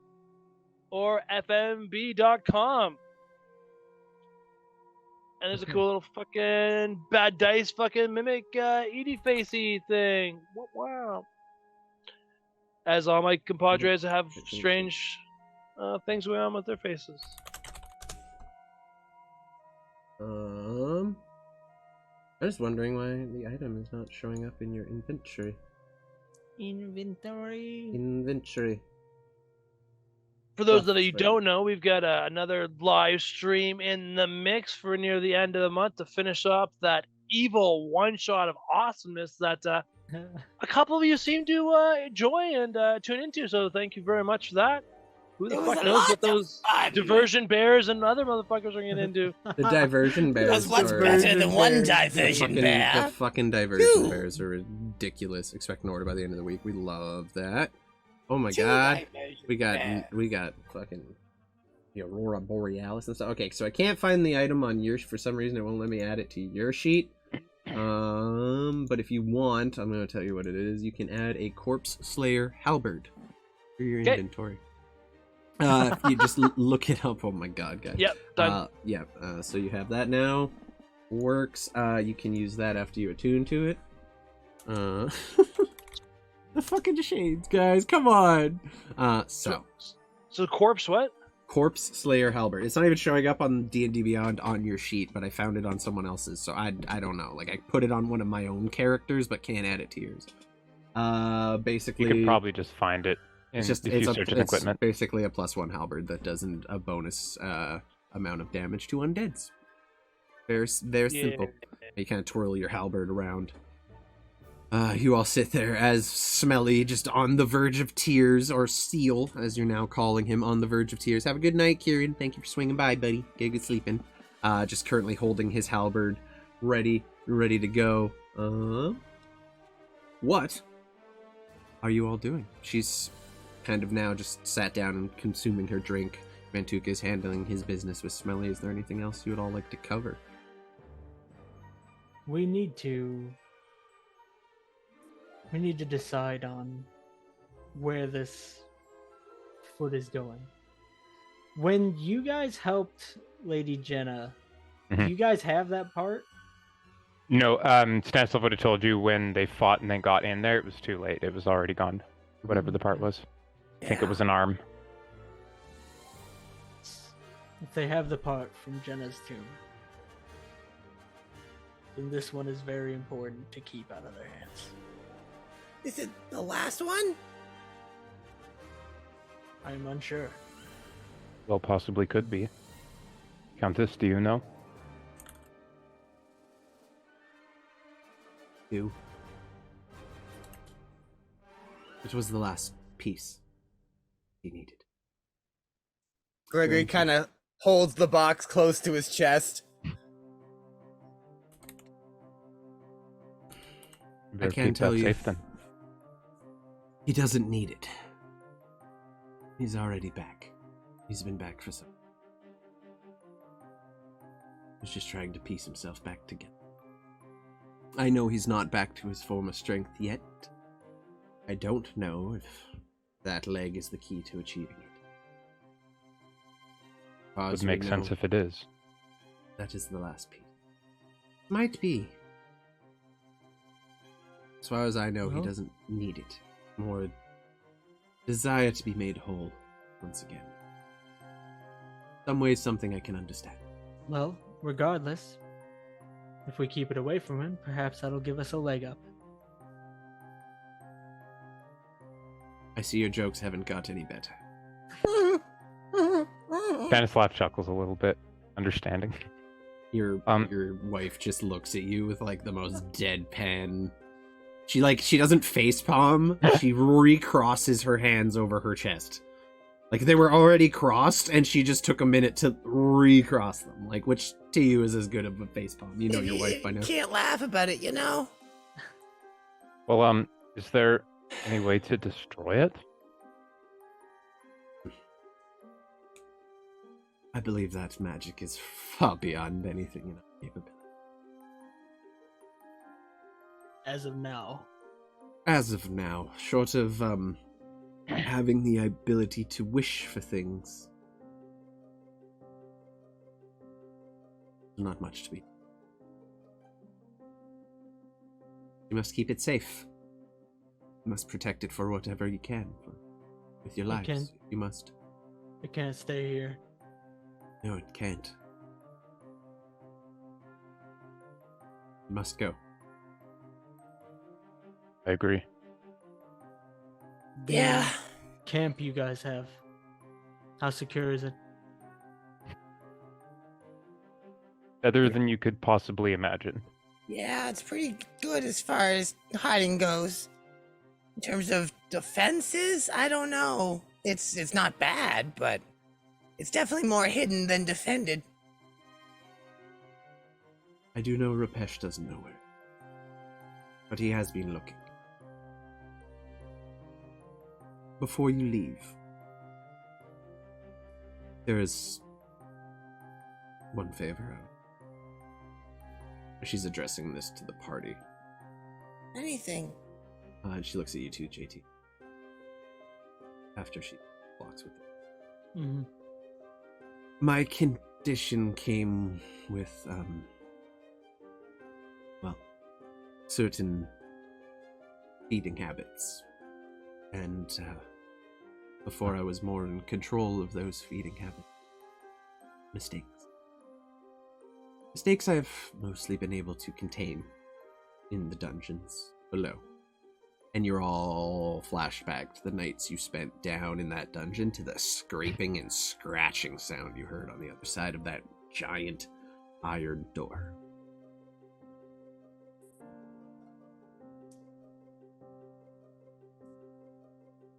I've since learned how to control things better.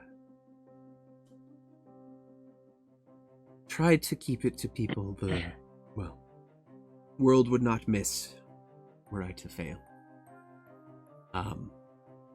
But in the early days, mistakes were made, and I've kept those mistakes confined.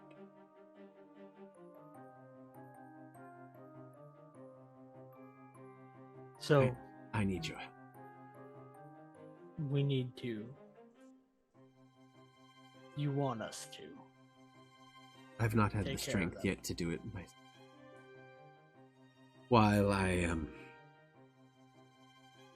did not intend for what happened to them to occur, I do feel attached. They are mine.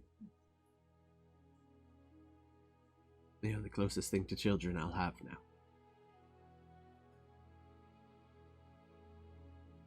Well, it sounds like it would be the honorable thing to maybe put them out of their misery. That's what you're getting at?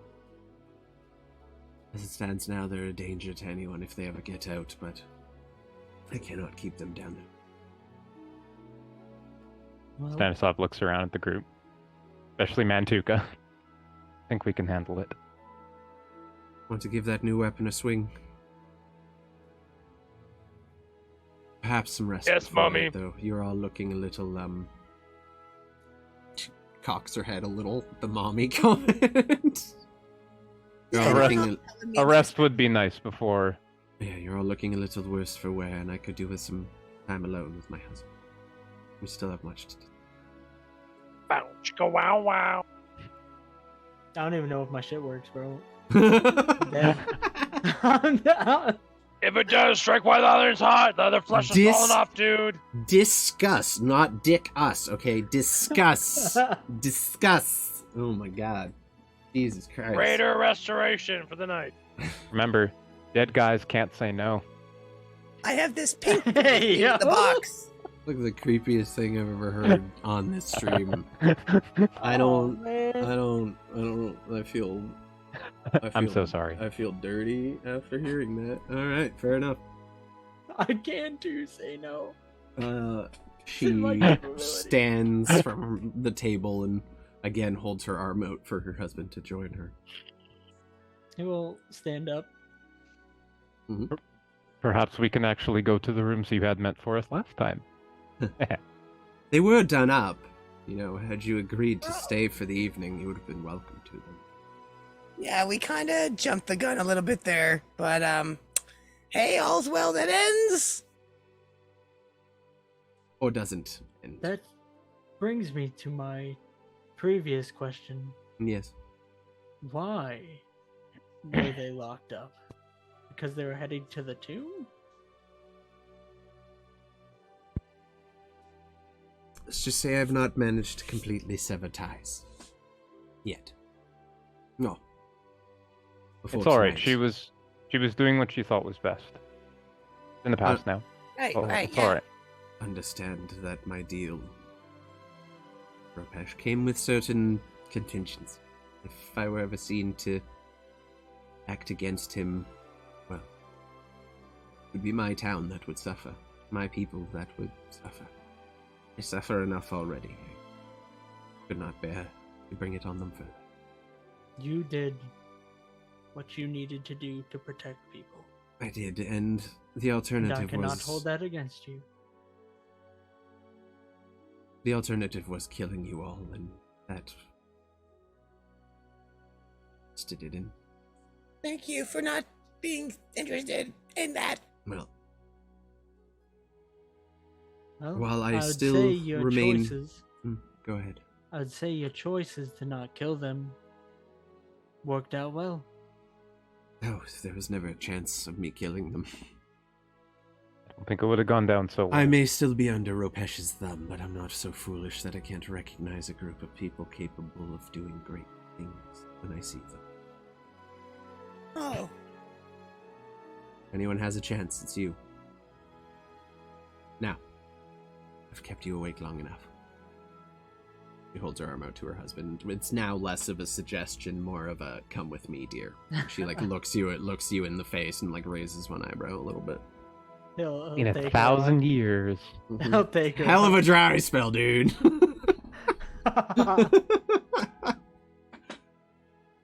He leads you. Actually, you basically lead each other at this point back to the room that is very familiar to you.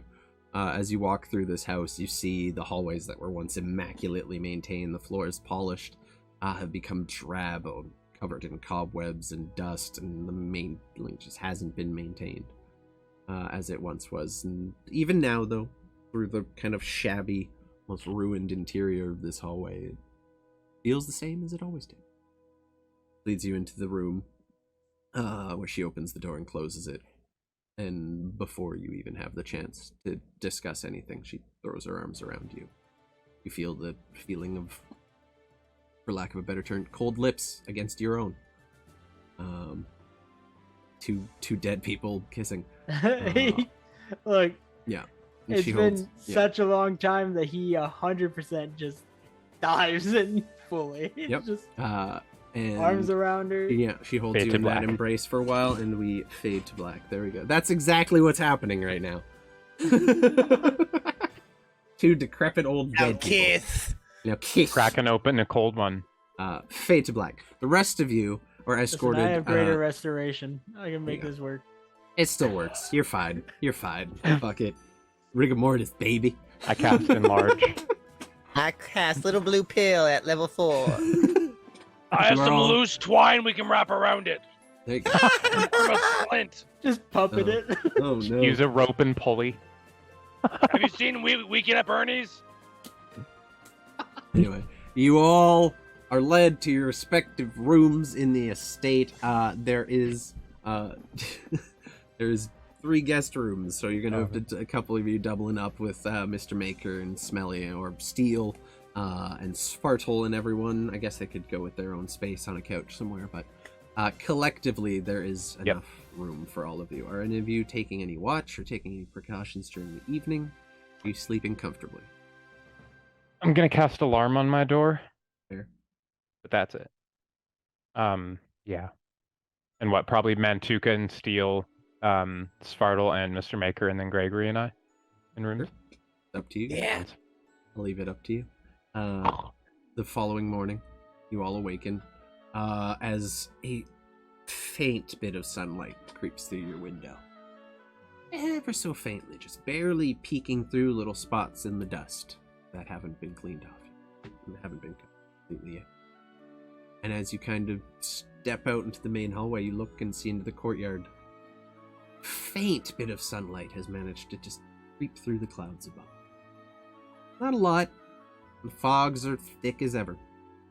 But for the first time since you've made your way deep into the Daggerwood Forest, you see a little bit of sun in the sky. You all rejoin the little flower, oh my god. You all rejoin each other in the courtyard.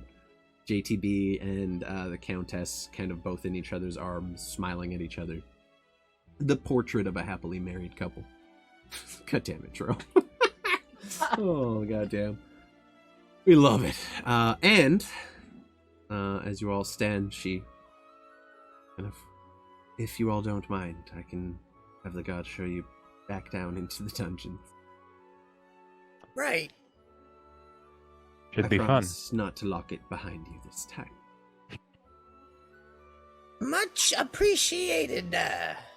Is it possible to turn off the thingy that makes it so we can't do magic in there?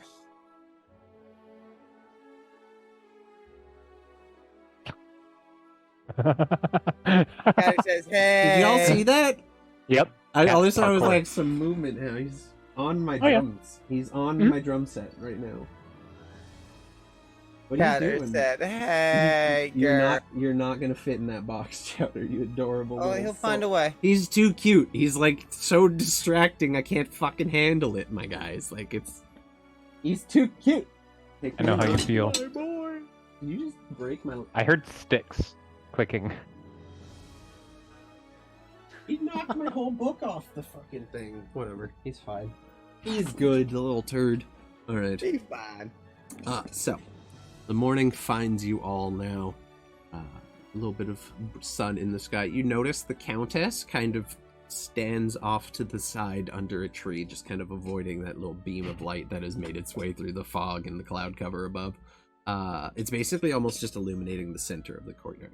Shady spots in the corner. They're just downstairs, and with luck, I believe you can handle them. What are you?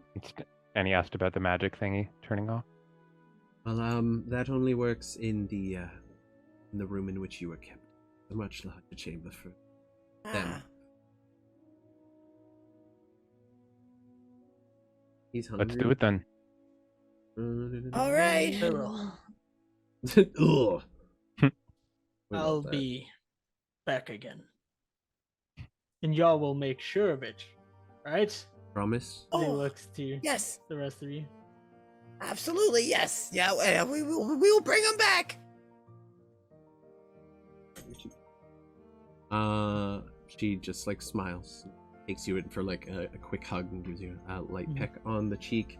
The guard comes in, a familiar guard to you. Well, I guess they're like being all mostly covered. Mantuka, this individual seems about the same height and size of the individual who smacked you the previous day. He kind of walks up. Stanislav is also curious about that. He just kind of points at the two and kind of like questions. He walks up to wordlessly. Mantuka. How you feeling, big guy? Eh. he the one that touched me? He's the one who consensually smacked you in the face. Yes. I would like to consensually smack him in the face. Roll me an unarmed attack. Boy. Ah, disadvantage. This is gonna go At bad. disadvantage too. Is this your first roll this stream? It is. Oh, my It bad, is. dude. We don't want to talk about it. I'm sorry. So that's okay. It's cool. It's cool. I'm trying to find my thing anyway. Unarmed strike. Cool. So, not that one. Well, maybe not. Maybe that one.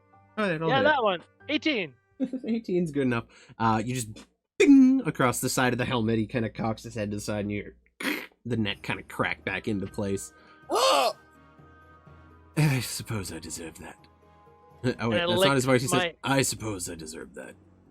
I There we licked go. my hand before doing it, like one of those big slap competitions. I'm like, A little moist, but that's okay. That slide. I had that one coming.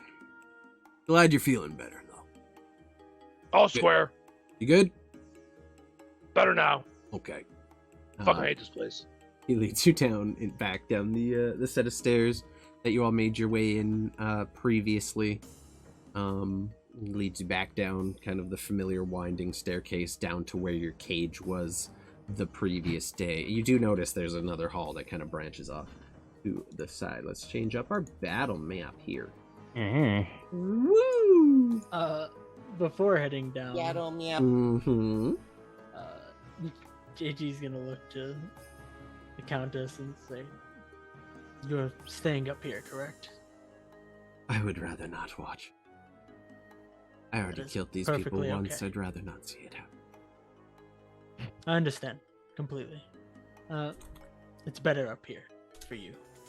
As there's gonna be a flash of radiant light in his hand again, as he kind of gives her the shrug of like, Not too close with Yes. that, my dear. Yeah. "Yes, this is what I mean. It's better for you up here." Appreciate your He was, like, making his understanding. way down. Whoop. There we go. Good. Let's Well do this. Let's do it. Okay. Oh, Uh, Stanislav is like twisting his upper body and stuff, getting ready, so instead of being led jogging to on the spot. the set of doors up there on the top right, down that hallway to the west direction, you led down the south hallway. And you just kind of go down about a 10-15 foot flight of stairs that descends deep into the darkness below. There's no torches currently lit, but as you kind of approach one, the guard flicks one of light so you can see again, or at least anyone who doesn't have dark vision can see. And you see a familiar cage grate here on the door, not entirely dissimilar to the one you had been locked in previously. He like puts his hand on it. He's like, I'm gonna open the door, and you understand I will have to close it behind you, yes? Or Can't have any of them sneaking out in the fight. problem. right. Very well. You understand that if it comes down to it, and I have to keep this door closed to prevent them escaping, you will be trapped inside. Right. I understand. Let's talk more rock. Wanted to make sure everyone understood the rules. Mantuka signs waiver. He puts a key in the door. Also, you got As he opens the door, I'm gonna cast Bless at second level a second level. Let's go. On everybody. Okay. Us Is that four, not Melly or Steel. Fucking Steel. He's got a name now. Let's go. Did Is that you? D4? What? The bless. Yeah, that's a D4. It is a D4. Did Well, you attune to your weapon while you were sleeping? I did. I took the hour, if you'll allow it. Yeah, And yeah, I'll talk to absolutely. Yeah, you can do that. offline about something I'm thinking. Sure. Yeah. Hello, kitty. Yeah. I know it's You don't have food to call time me. soon. It's not food You time. slept with your new halberd, didn't you? He Listen. cuddled the new halberd, 100%. What Steel I and would. Mantuka do in the comfort of their own confines room. of their own living space Ah, for the night is up to them. So he puts the key in the lock Judgy and turns bastard. it. You ready? ready. Luck. Ready as ever.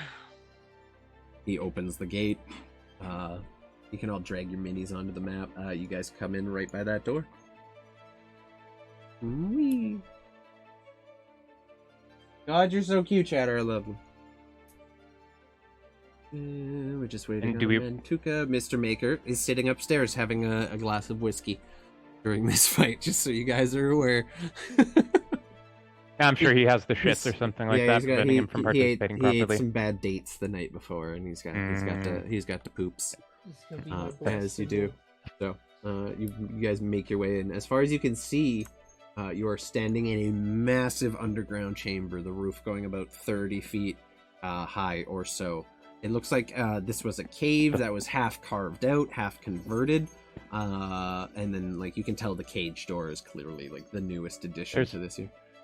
There's two of me. Two of everybody. Oh no! Why is there two of every... We're multiplying. What'd you guys do? Our minis from before are still in the dungeon part. Oh, okay. There we go. Now They're we got gone now. everybody. There we got everybody. You guys make your way, and there are some stalagmites on the ground that have been growing over the years as bits of water and moisture and sediment have dripped down through the stone. It's completely silent in here, except for the sound of water occasionally dripping from the ceiling. The gravel kind of crunches underneath your feet. Loose stones kind of make their way and kind of trickle down little bits of rock and kind of this very unsteady, hilly ground. What are you all doing? So all we see is rocks coming out of the ground. You see stalagmites in a giant, empty, dark room. There's no torches or anything in here. None of the braziers have been lit. I'm gonna. Anyone that has sources of light or magic. I'm gonna pick up a rock. Is Be there a gone. rock on the ground? There are Pebble. plenty of rocks on the ground. Yes. Okay, I'm gonna pick up a rock and cast daylight on it and chuck it into the middle of the room. Boy! Hell yeah! How big is the range on that? Yeah. Big. Lot. Big. Much. Chuck it into the middle of this 60-foot radius. Of bright light and then another 60 Right. feet of dim light. The whole room lights up. Oh yeah. Oh my god. You are so lucky the vampire lady didn't come down here with you. Oh my god. Okay. JT made a good call. That That's is- why I said stay up. That is fucking substantial. So as you cast Yeah. daylight, you all look as this room is just swathed in bright light. You all have to hold your hand over your eyes as you adjust, and as you do so, you hear the ear-breaking screams of three individuals screaming at the top of their lungs. They are swathed in sunlight and emerge from cover and stealth. They are completely illuminated. Jesus. Beautiful. That was well done. Token layer. So you do I've been notice. planning that. I figured. You do notice right off the bat there's one currently just at the stalagmites right next to you. It looks at you and you see these large pointed fangs. More animalistic than vampiric, honestly. They're very bestial looking creatures. You can tell they used to be human, but are definitely no longer. And I guess at that point I need everyone to roll. 1 second, I gotta clear the initiative order here. Fucking undead. Turns. Fucking things that should be dead that are staying dead. Everyone go ahead and roll their initiatives, as I wasn't expecting the Wriggles sunlight. eyebrows. I wasn't expecting the DM. sunlight pebble. That was real smart. I like Yeah. that. DM, please add +4 to all of my compatriots' initiative rolls. Okay, 1 second. Not mine. Paladin auras, baby. Love paladin auras. All the vampire ladies are on there. Ryan, I rolled a 15 everyone and gets- you rolled a nat 20, but we're the same. Everyone Yeah. gets. Oh, damn, Except you Chinese. get another 4, so you're actually Everyone 20. gets +4, so Ooh. JT is at a 12. And Tuka is at a 24. 26 for. God damn, dude. You guys came in fucking hard with this stuff. Okay. Fair enough. Is that everybody? Yes, it is. Okay. Descending order. Okay. I'm gonna say they're like. They're not surprised. They all watched you come in, but they're all like taken aback this first turn as they're partially stunned. Actually, you know what? They were sitting down here in complete darkness, so I'm gonna have them all roll some con saves. Okay. Fuck yeah. Okay. Oh, damn. Okay. So the one over here, who you barely see. She was just peeking out behind these stalactites, has covered her eyes, and is just completely sheltered. And she is stunned this turn by your day. That was a very brilliant plan, and you should be rewarded for that. That was a good one. But the other two do seem very much in control of their faculties and are now ready to fight back against you. Powder, you're so cute. Can you stop being adorable? I love you. Don't you run from me. Don't you run. There he is. Look at my little dude. Cat. So, Greg, you're first up. What would you like to do? Okay. Gregory looks over at that hissing creature and just, okay, I'm not sure if this is gonna help, but he opens up the box, and climbing out of it first with two giant fists are it's just this giant ass armed bird. Yeah, he's just got two very large arms, and he's gonna go ahead and he's gonna go walking over to Gregory. He picks up Gregory and chucks him into the air. I'm gonna cast fly on myself. Okay. And I fly, is it 60 feet? Yeah, so I just fly 60 feet up. You got about 30 feet until you're hitting roof. I'll go 25 feet. Okay, so you're just hovering like 5 Amazing. feet below the ceiling. Are you just kind of go straight up, or are you moving out in any direction as well? Just straight up. Okay, so I'm gonna put... I don't know what I can put on you for wings, so... I'm gonna give you a little poof cloud just so I know you're flying. There you go. Nimbus. Get a little nimbus cloud. Alright, so you just take off the ground. And as you has a clear look now, you can see the where they were all kind of hiding, waiting to ambush anyone who would come through the big iron door. They weren't necessarily planning on people just walking right into their cell. So well done. Is that your turn? Me. Okay. Mantuka, you're up. I would like to murder. Get some dice rolls in. I'm sorry again. Yeah, no, it's all good. I would like to bonus action rage. We're going to Rage. Sounds good. Is she on the ground? Like she's like main floor? She's not hovering or doing anything? Nope, just standing there. It looks like she was taking cover before the sunlight went off, and then she kind of stepped out to cover her eyes. And she's a vampire. Like, would I know this? You see the fangs, very similar to what the Countess has, but a little bit longer and more bestial looking than anything. The skeletal structure is kind of, the cheekbones are kind of pushed out, a little weird, very gaunt face. Definitely looks like some kind of spawn of a vampire. Roger. Reckless. Good, and I'm gonna good come up and try to thunder hooper. It's a nat 20. Thunder Thwooper. Oh my god. Okay, so what's max damage you can do with that halberd? So it's a 10d5. What is a D5? No, that doesn't make sense. A 1d10 plus 5. Woo. Okay, so 15 total plus what you just rolled, so an 11. So 26 total damage. Plus the bonus because it's a corpse slayer, right? So is she undead? Is she classified undead as well? Oh yeah. So I'd like to Yeah. flavor that. So as the halberd comes down, it kind of like starts glowing this like fiery red like flame, as kind of like you kind of feel like the wrath of like a smelly minotaur of anger kind of like overwhelm as I'd like to flavor Nice. that as the old damage. That just the wrong So that's an that extra is- D8. yeah, that's not the button. Boom, here we are. As soon as I press the button. 3 fiery Mogus wrath points. You just step forward and stab, and kind of. What about your brutal critical die? And my brutal critical. You gotta die, add the hold on. brutal critical. Oh my god. Sorry to interrupt. I'm really bad.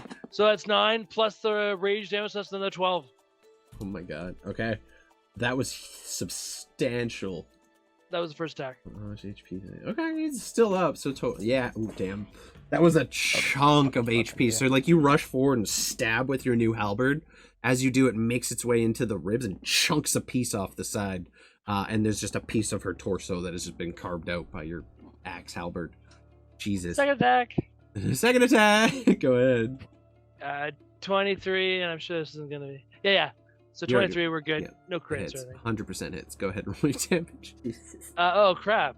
That's 6, so that's That's 9, not as good. and That's then not as that good. weird little D8 of fucking Mogus awesomeness. Mhm. Spicy meatball Spicy meatball. for 3.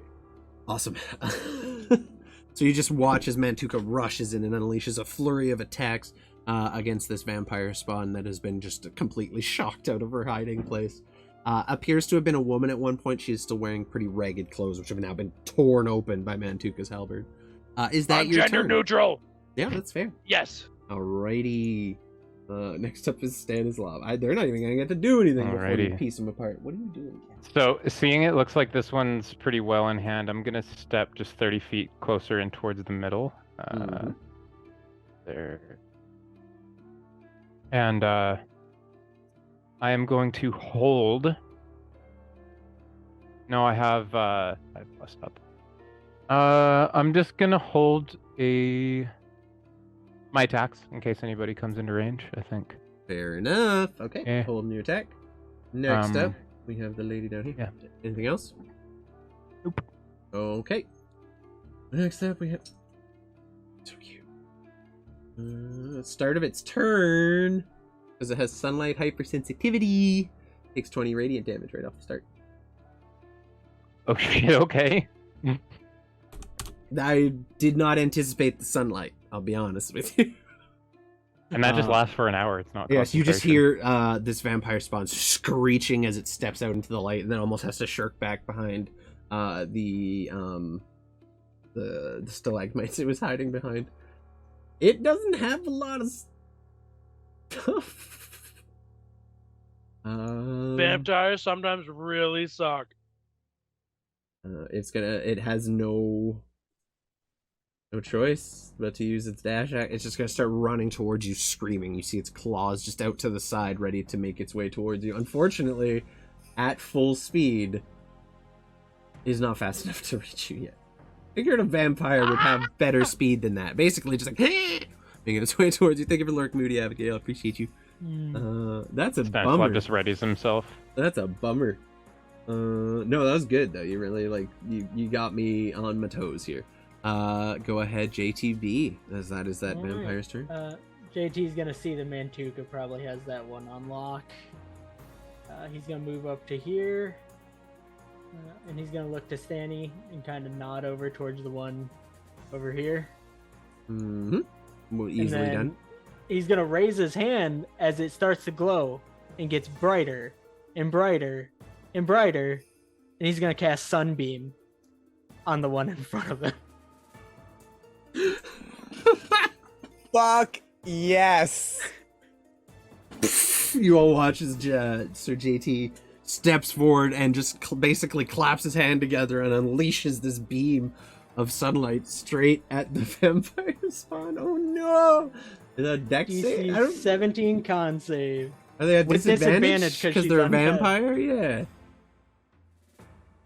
This is 18 Thank and God for 14. disadvantage. So 14. 27 radiant damage, and they're blind. Doesn't matter.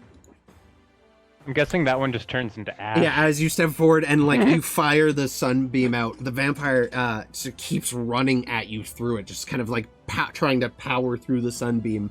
Does not have, it's purely bestial. It's trying to get to you guys, and it just, as it's walking towards you, you see it just slowly start to dissolve to ash, and then a silhouette just fades away in the beam. And you see just 2 stumps, 2 feet, sticking on the ground with 2 smoking little trails of smoke coming off 2 bony, ashy stumps. Jesus Christ. Okay, my vampire spawn are about to get fucked on, dude. To be fair, when I planned this encounter, we only had 1 holy person. And I didn't know I I'm could not cast holy, but anyway. I'm a fixer. Oh my god. That's amazing. I love it. Okay, is that your turn? I'm trying to think of the rules for how to aim this thing because it's concentration. I'm 'Cause picturing. If I can, Yeah. I shine it in that direction, and then I immediately point my hand back. I, up. I would. But I assume that's what I'm I gonna would- do I my would- next turn. Yeah, 'cause I it would doesn't say. it I would at say all, like so. just because of how powerful it is to aim it will take your action to like, or at least a bonus action to turn it. I'll say that. Look, I gotta be very careful moving my hand. Yeah, I will because say it's hold a. it up. I'll say it's a bonus action to like re-aim your spell from here on out, just to make it a little more not insane, because that's fucking nuts. Oh my god. Okay, that's it for your turn. Next up, this one, who's already pretty beefed up for Mantuka, is going to start its turn in sunlight and take 20 radiant damage. She's like still alive, but barely. Like bits of her skin have singed off. She's smoking. She's steaming. Some of her face is turning to ash, and she just looks at you and just sprints forward at you, Mantuka, and is going to try to launch through the air and just latch onto you and start making claw attacks at you. Whee! That's a 20 to hit you. Yes. That definitely hits. Okay. So it is not going to actually damage you this turn. It is going to instead grapple you, because they can do that instead of dealing damage. On your next turn, you can try to escape it. So as she leaps at you, she's going to jump over and dig her claws into your back and just hold on for dear life. And as she does that, she's going to sink her teeth in for a bite attack. 20 hits. You take 8 points of piercing damage, and then another 12 points of necrotic, which reduces your HP maximum by 12. Yep. So you feel her teeth sink into the muscle around your neck, piercing into your veins. You just feel her start to suck the blood out of your neck, just kind of like basically giving you a hickey at this point, with teeth, a toothy hickey. That will be her turn. However, you can only do the one. Granted, with the sunlight too, you can smell burning flesh as she's wrapped herself around you. You gather she doesn't have a lot of time left. With the way things are going. Last up is this one, who is going to...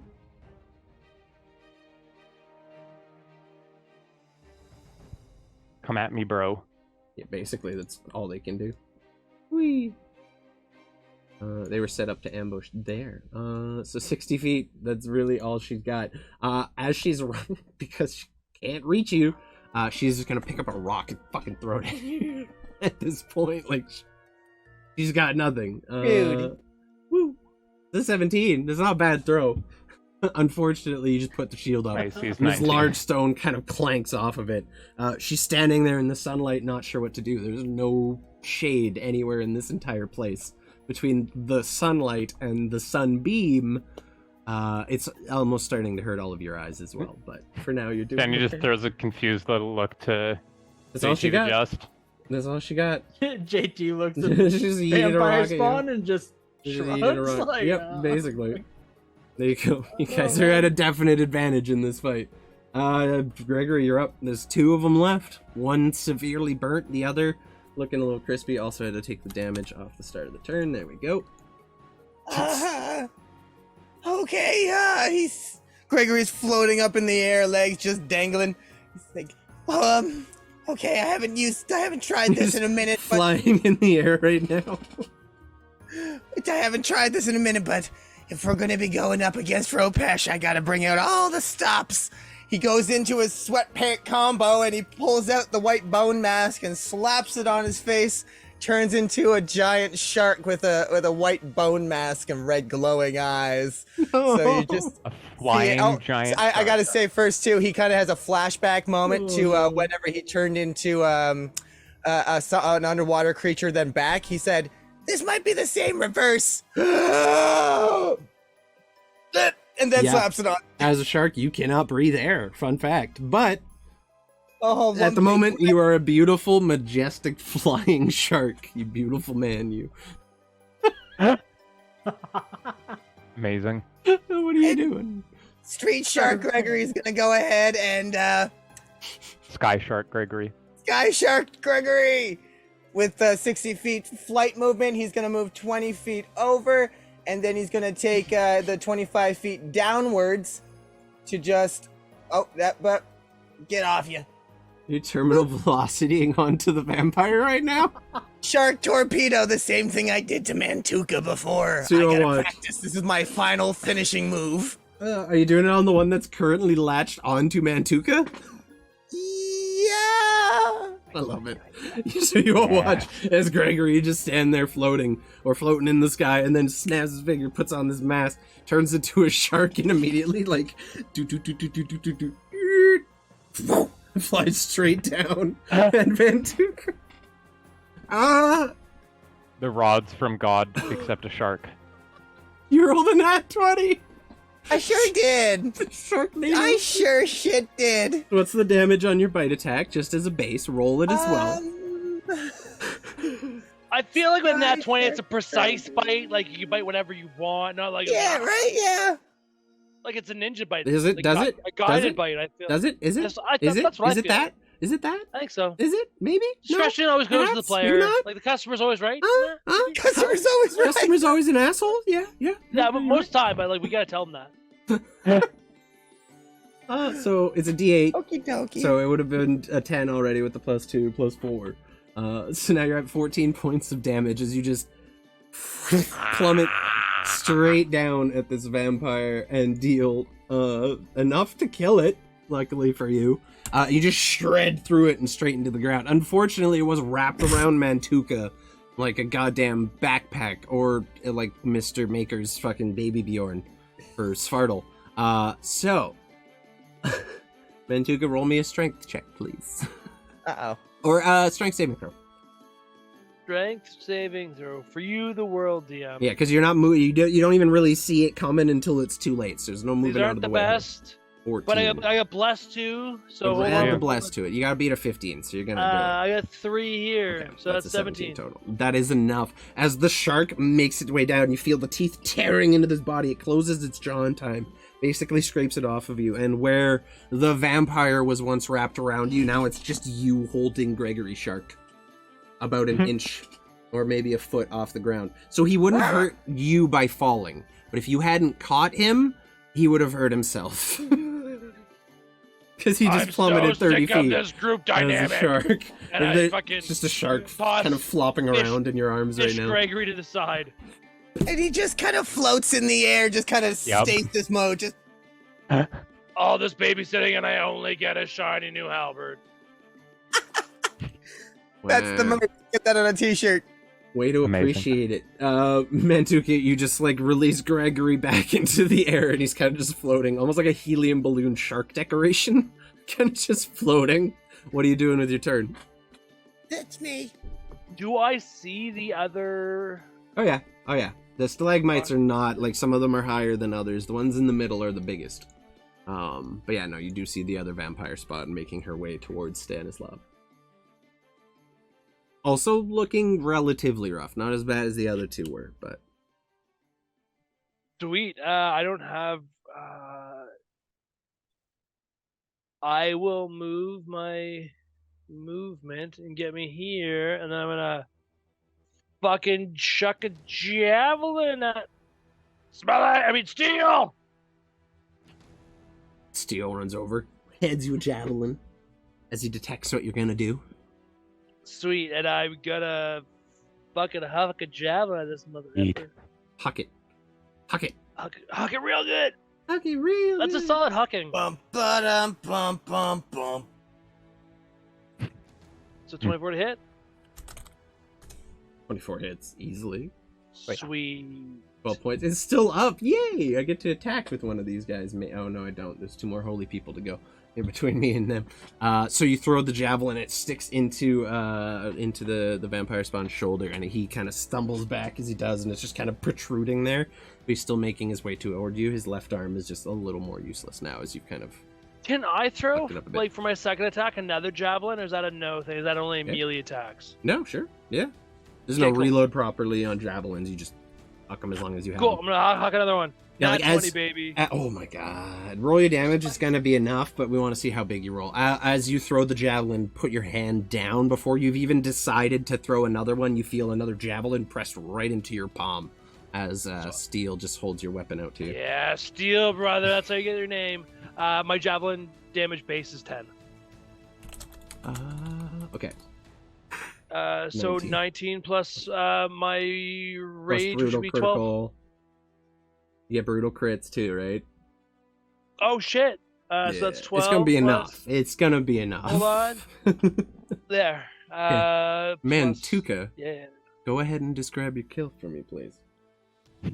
So as I call out, just steal, and it's kind of like the first like, and he kind of stumbles over the words at first, but like, steal comes from out of nowhere and hands him exactly what it needs as he feels that connection.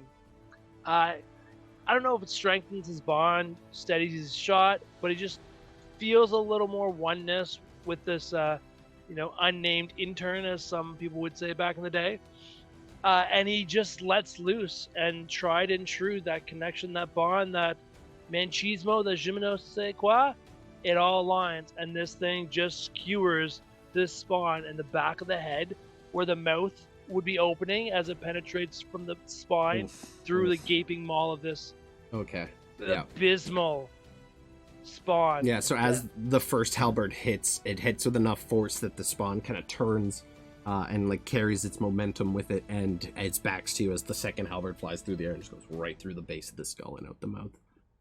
And it just collapses to the ground, but before it's even made it all the way down, it scatters into ashes. You have advantage from Boofa guy. There you go. It Buffet! just scatters into ashes. Bright side, because you guys are in sunlight, as each of these vampires die and turn into their final mist-like form, they are unable to make escape in any way, and the sunlight just fades them into nothingness. And as far as you can tell, you have all vanquished this foe. You all stand here in this basically cavern, completely swathed in holy sunlight. I drop concentration on my son. Sunbeam drops. You're still completely illuminated by the pebble in the middle of the room. You stand victorious, the three bodies just laying there, or what's left, little bits of ash kind of just sprawled out on the ground where you see a skeleton might have been at one. Steal, retrieve my javelins. He just runs out into the battlefield and picks the javelins out of the ash, and you need to pry them out of anything and puts them back into his arms. At this point, you notice he's got a couple stuff down his back in between his backpack and his shirt, just so he's got a little more arm space. And then you all watch as Gregory Shark just kind of aimlessly floats around. What's up, JT? As Steel turns around to come back towards Mantuka, I'm just standing there behind Mantuka with my thumb up. He sees you, he's like... Grin is huge as day. Ear to Don't ear. make it weird, new guy. You did a pretty good job yourself there too, JT. We all did great. It was nice to see such teamwork and such creativity. He looks at the shark. Good I'll trick, turn Gregory. you into a pinata. Stanny just turns. Stanny turns to JT. They have a bit of a history when he's in this form. It's pretty funny. Well, perhaps what we needed that day was more sky sharks. Could use more sky sharks. You hear Don't from- make me use beast sense. I'll fucking communicate with you in shark form, fucker. It's the only thing it's good for. It loosely translated from shark, it goes into if you stay sharky, you ain't gotta get sharky. I love it. As you all stand there making jokes amongst yourself, you hear from the gate. Well, that was impressive. You just hear the cage open and the guard's still standing there. You made a little quicker work of it than I thought you would, to be honest with you. Dad's don't know about that. I guess that's what happens when you get more than one holy person in the same room fighting these things. Guess so. Nice throw, big man. I throw things hard. See that. Well, I believe the Countess is waiting for you upstairs. Well, he looks. Not much to clean up, honestly. Just closes the door behind you. If you just leave that light rock in there for a while, it'll all clear up. I'll make sure to tell the Countess not to. About an hour. Okay. As we're walking up, I'm gonna kind of pat Stanislav on the shoulder and look around to the rest of them. It would seem that You guys are all very capable, especially you. And he's gonna look towards Mantuka. You're very good at throwing things for sure. Kind of a big deal. Yeah. Then I'll look to Stanislav. You're a fine paladin, and I'm glad to have you as a member of our ordership. Feels right. And you, Shark. he's gonna look over The to shark is just floating down the hall behind you. you. Are a interesting one. Which loosely translates to fair. He's gonna look back to Stanislav and kind of tap him on the chest. Keep your friends close. They're good. We'll, Start making our way back up. Will you be coming back with us, or do you have things to do here? I have some things to take care of here. You guys make your way back upstairs. Huh? Make your way back upstairs. You kind of led up the familiar path and back into the house. You're led into the courtyard where you find the sunlight that had once made its way through the clouds has now faded, and you find the Countess sitting at the table, looking almost mournful. As you come back in, it's done then, yes? Yes, it's done. Why are you a shark?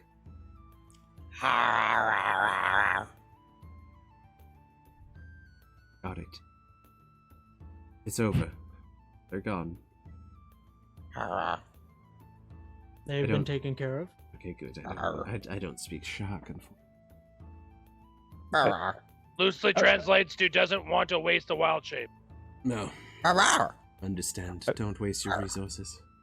I would also probably recommend against you going down there for a little while. I just left a thing to help clear them up. And it would probably not do much good for you Noted. either. I hadn't planned on going down there again, in fact. Not a bad idea. May yet have its uses, but for now I hope it will stay empty. And she kind of looks up at JT with an apprehensive look.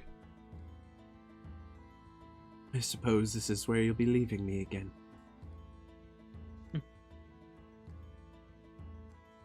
I have sacrificed much for Torm. I have been deemed chosen, but there are things here that need attended to. Mistakes I have made that I need to correct. Mistakes we have made. Gives her a slight nod. And they're all capable.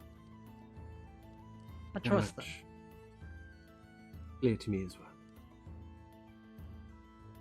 So you're They staying. may be interesting as he stares at The Right? shark, yeah. So you're staying then. I will be here. See her once again, very familiar tension leave the shoulders. Good.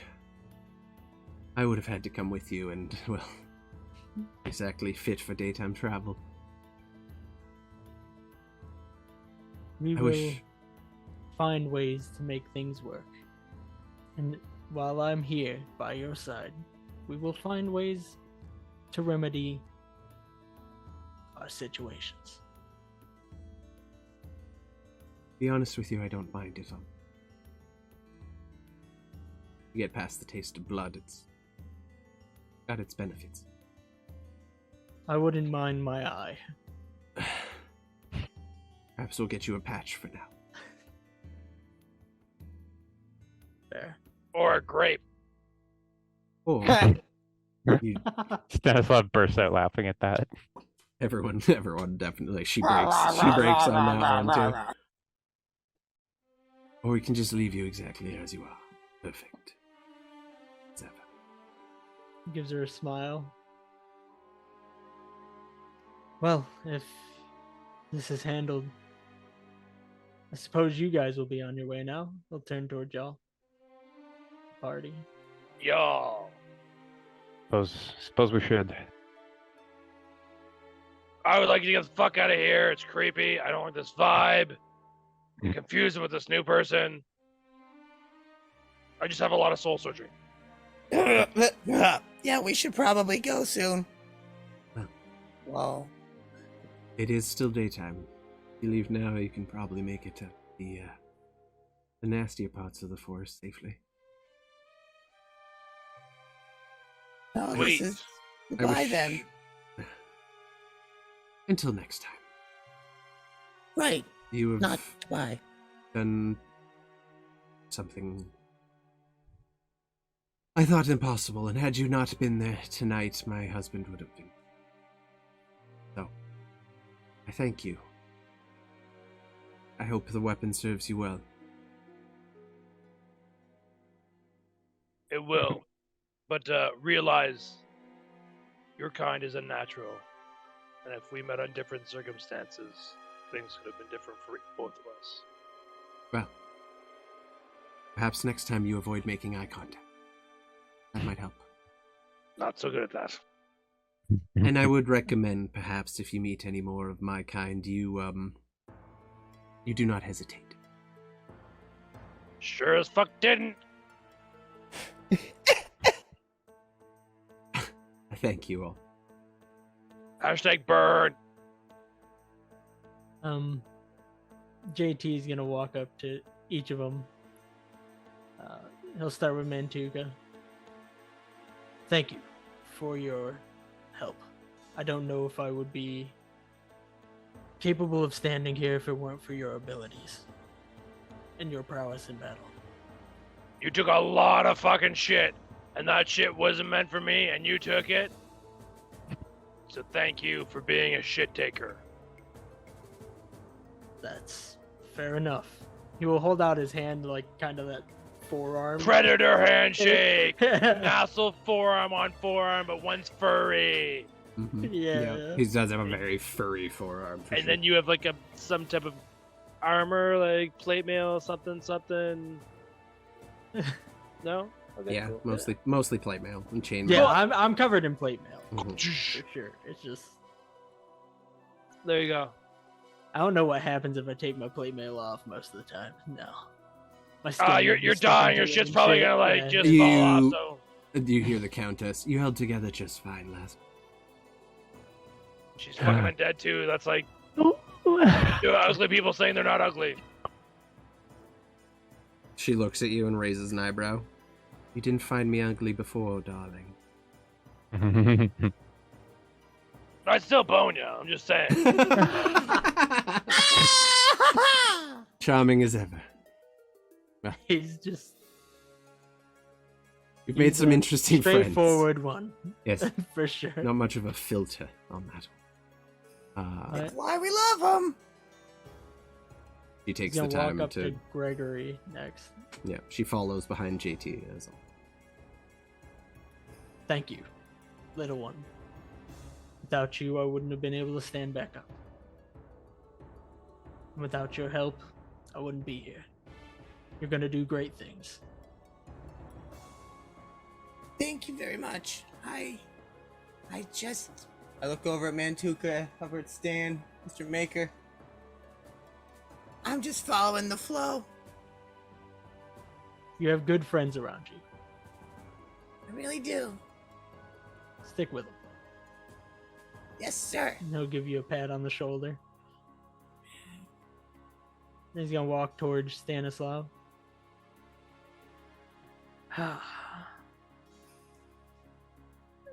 I've served to him for, well, thousands of years. Quite literally thousands. And while being deemed the chosen, perhaps it's time to focus on the other things that I have turned my back on. You're strong. You're very powerful, and you are very just. I do my best. And I could not think of someone better to take care of that leg. And he's gonna hold out his arm for the handshake, same like forearm grasp. Mhm. And then Stanley as he lets reciprocates. go, he's gonna pull out the warhammer from its holster. He's gonna pull it up to you. He's holding the hammer end, so he's holding the handle out to you. This was made for me because of my deeds. It's incredibly powerful, and it chooses who it goes with. And I think you will do great things with it. Danny's just kind of has his jaw dropped a little bit. He just kind of slowly reaches out, Yep. grips the handle, kind of holds it in his hand, very reverently. Funny. As your hand closes over the hilt. You want to go? You want to be here for the epic description? Okay, you can go. As your hand closes over the hilt, you feel a slight pulsing in your hand, almost like the hammer itself is vibrating. And as you close your hand around it fully, you're all temporarily blinded by a light flash of radiant energy. The Countess kind of shelters behind JT, like literally almost holds you in front of it like a human shield. I Yeah. blind myself to try to be as big of a barrier. And as JT hand or Sir JT's hand leaves the hammer, his hand stops glowing as it had previously. His armor returns to just a normal sheen, like a still bright gold. It's just not radiating. And where you all once saw Sir JT the Just radiating with the aura of Torm, you now see Stanislav doing the same. Oh, His bright chainmail now radiantly glowing with the hammer that he currently holds in his hand. no. You are now the sole wielder of Torm's justice. And that is where we will wrap things up for today. Throw in the river! Throw it in the river like the last one! He only got a name. It's He became a cursed. god champion. And as you stand there now holding this holy weapon, that is where we will wrap things for today. So I want to thank Amazing. Mr. JTB here for joining us for our little guest spot on the adventure. We may be seeing Sir JT the Just again in the very near future. We will see what happens there. And suffice to say, you had all made yourself a couple of new allies here in this town of Ravencrest. We love them. This is the best couple ever. Yeah. We will be back next week without JTB. There's a once off for now. We'll probably see him again in the future. But we'll be back with Hell's Corp next week. I will be going live tomorrow, either doing some Skyrim or Starfield. I haven't decided. I just want to play all the new games. There's so many new games. It's a struggle. If you haven't already, go check out Peter's new project, his jobs thing. Source of employment, I guess we'll call it, over at Fire Mission Battery. They're doing some awesome 3D prints of some fucking killer 3D printing stuff, some D&D content, and you got your dope-ass fucking can holders. I love that. Just tilt it back just a little. There you go. Go check it out, show some love, order some shit if you want, support the stream, support the homies. Anyways, we will be live tomorrow doing some stuff. We gotta find out who we're gonna raid out on today. Who is doing the stuffs and things right now? That's a lot of people. A lot of fucking people. Who's doing D&D shit? No one's doing... Oh, Grim is doing D&D shit. Okay, we're gonna raid into Grim Quest. We might have raided him a couple weeks back. I don't even know. But they're currently streaming some Dungeons and Dragons themselves, so we may as well just pass the love along. Dro with the 100 biddies. Thank you so much, buddy. I appreciate y'all if you haven't already. Go show some love to Dro over there. Does not stream yet, but maybe one day. Perhaps one day we will make it happen. Anyways, so if you haven't already, you guys join up in the Discord, check out the shit. We're gonna be doing like drop in, drop out D&D adventures sometime starting in the next month or so. Really looking forward to it. All of our episodes are currently uploaded on YouTube, except for this one, which will be out a week from now on Monday. We even have our live action, like everyone in the same room one shot up there now. I'm looking forward to it. Apart from a couple It of was the a audio lot of issues, fun. it went so good. Apart from the stupid little audio issues, I love the Gregory thing. It's so And then creepy. part deux. Our deux is coming It's up. gonna be I so believe fun. we're aiming for Look the at this last. Jimmy Neutron character ass Gregory. We're aiming for the last weekend of September for that one. So we'll keep you all posted on that.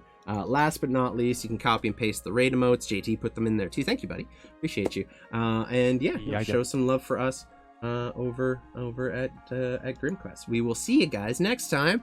You know the spiel. I've been Rusty. These have been my friends and JTB fucking guesting. We love you guys. Be good to each other. You all have been awesome. Mwah. Bye. Love you.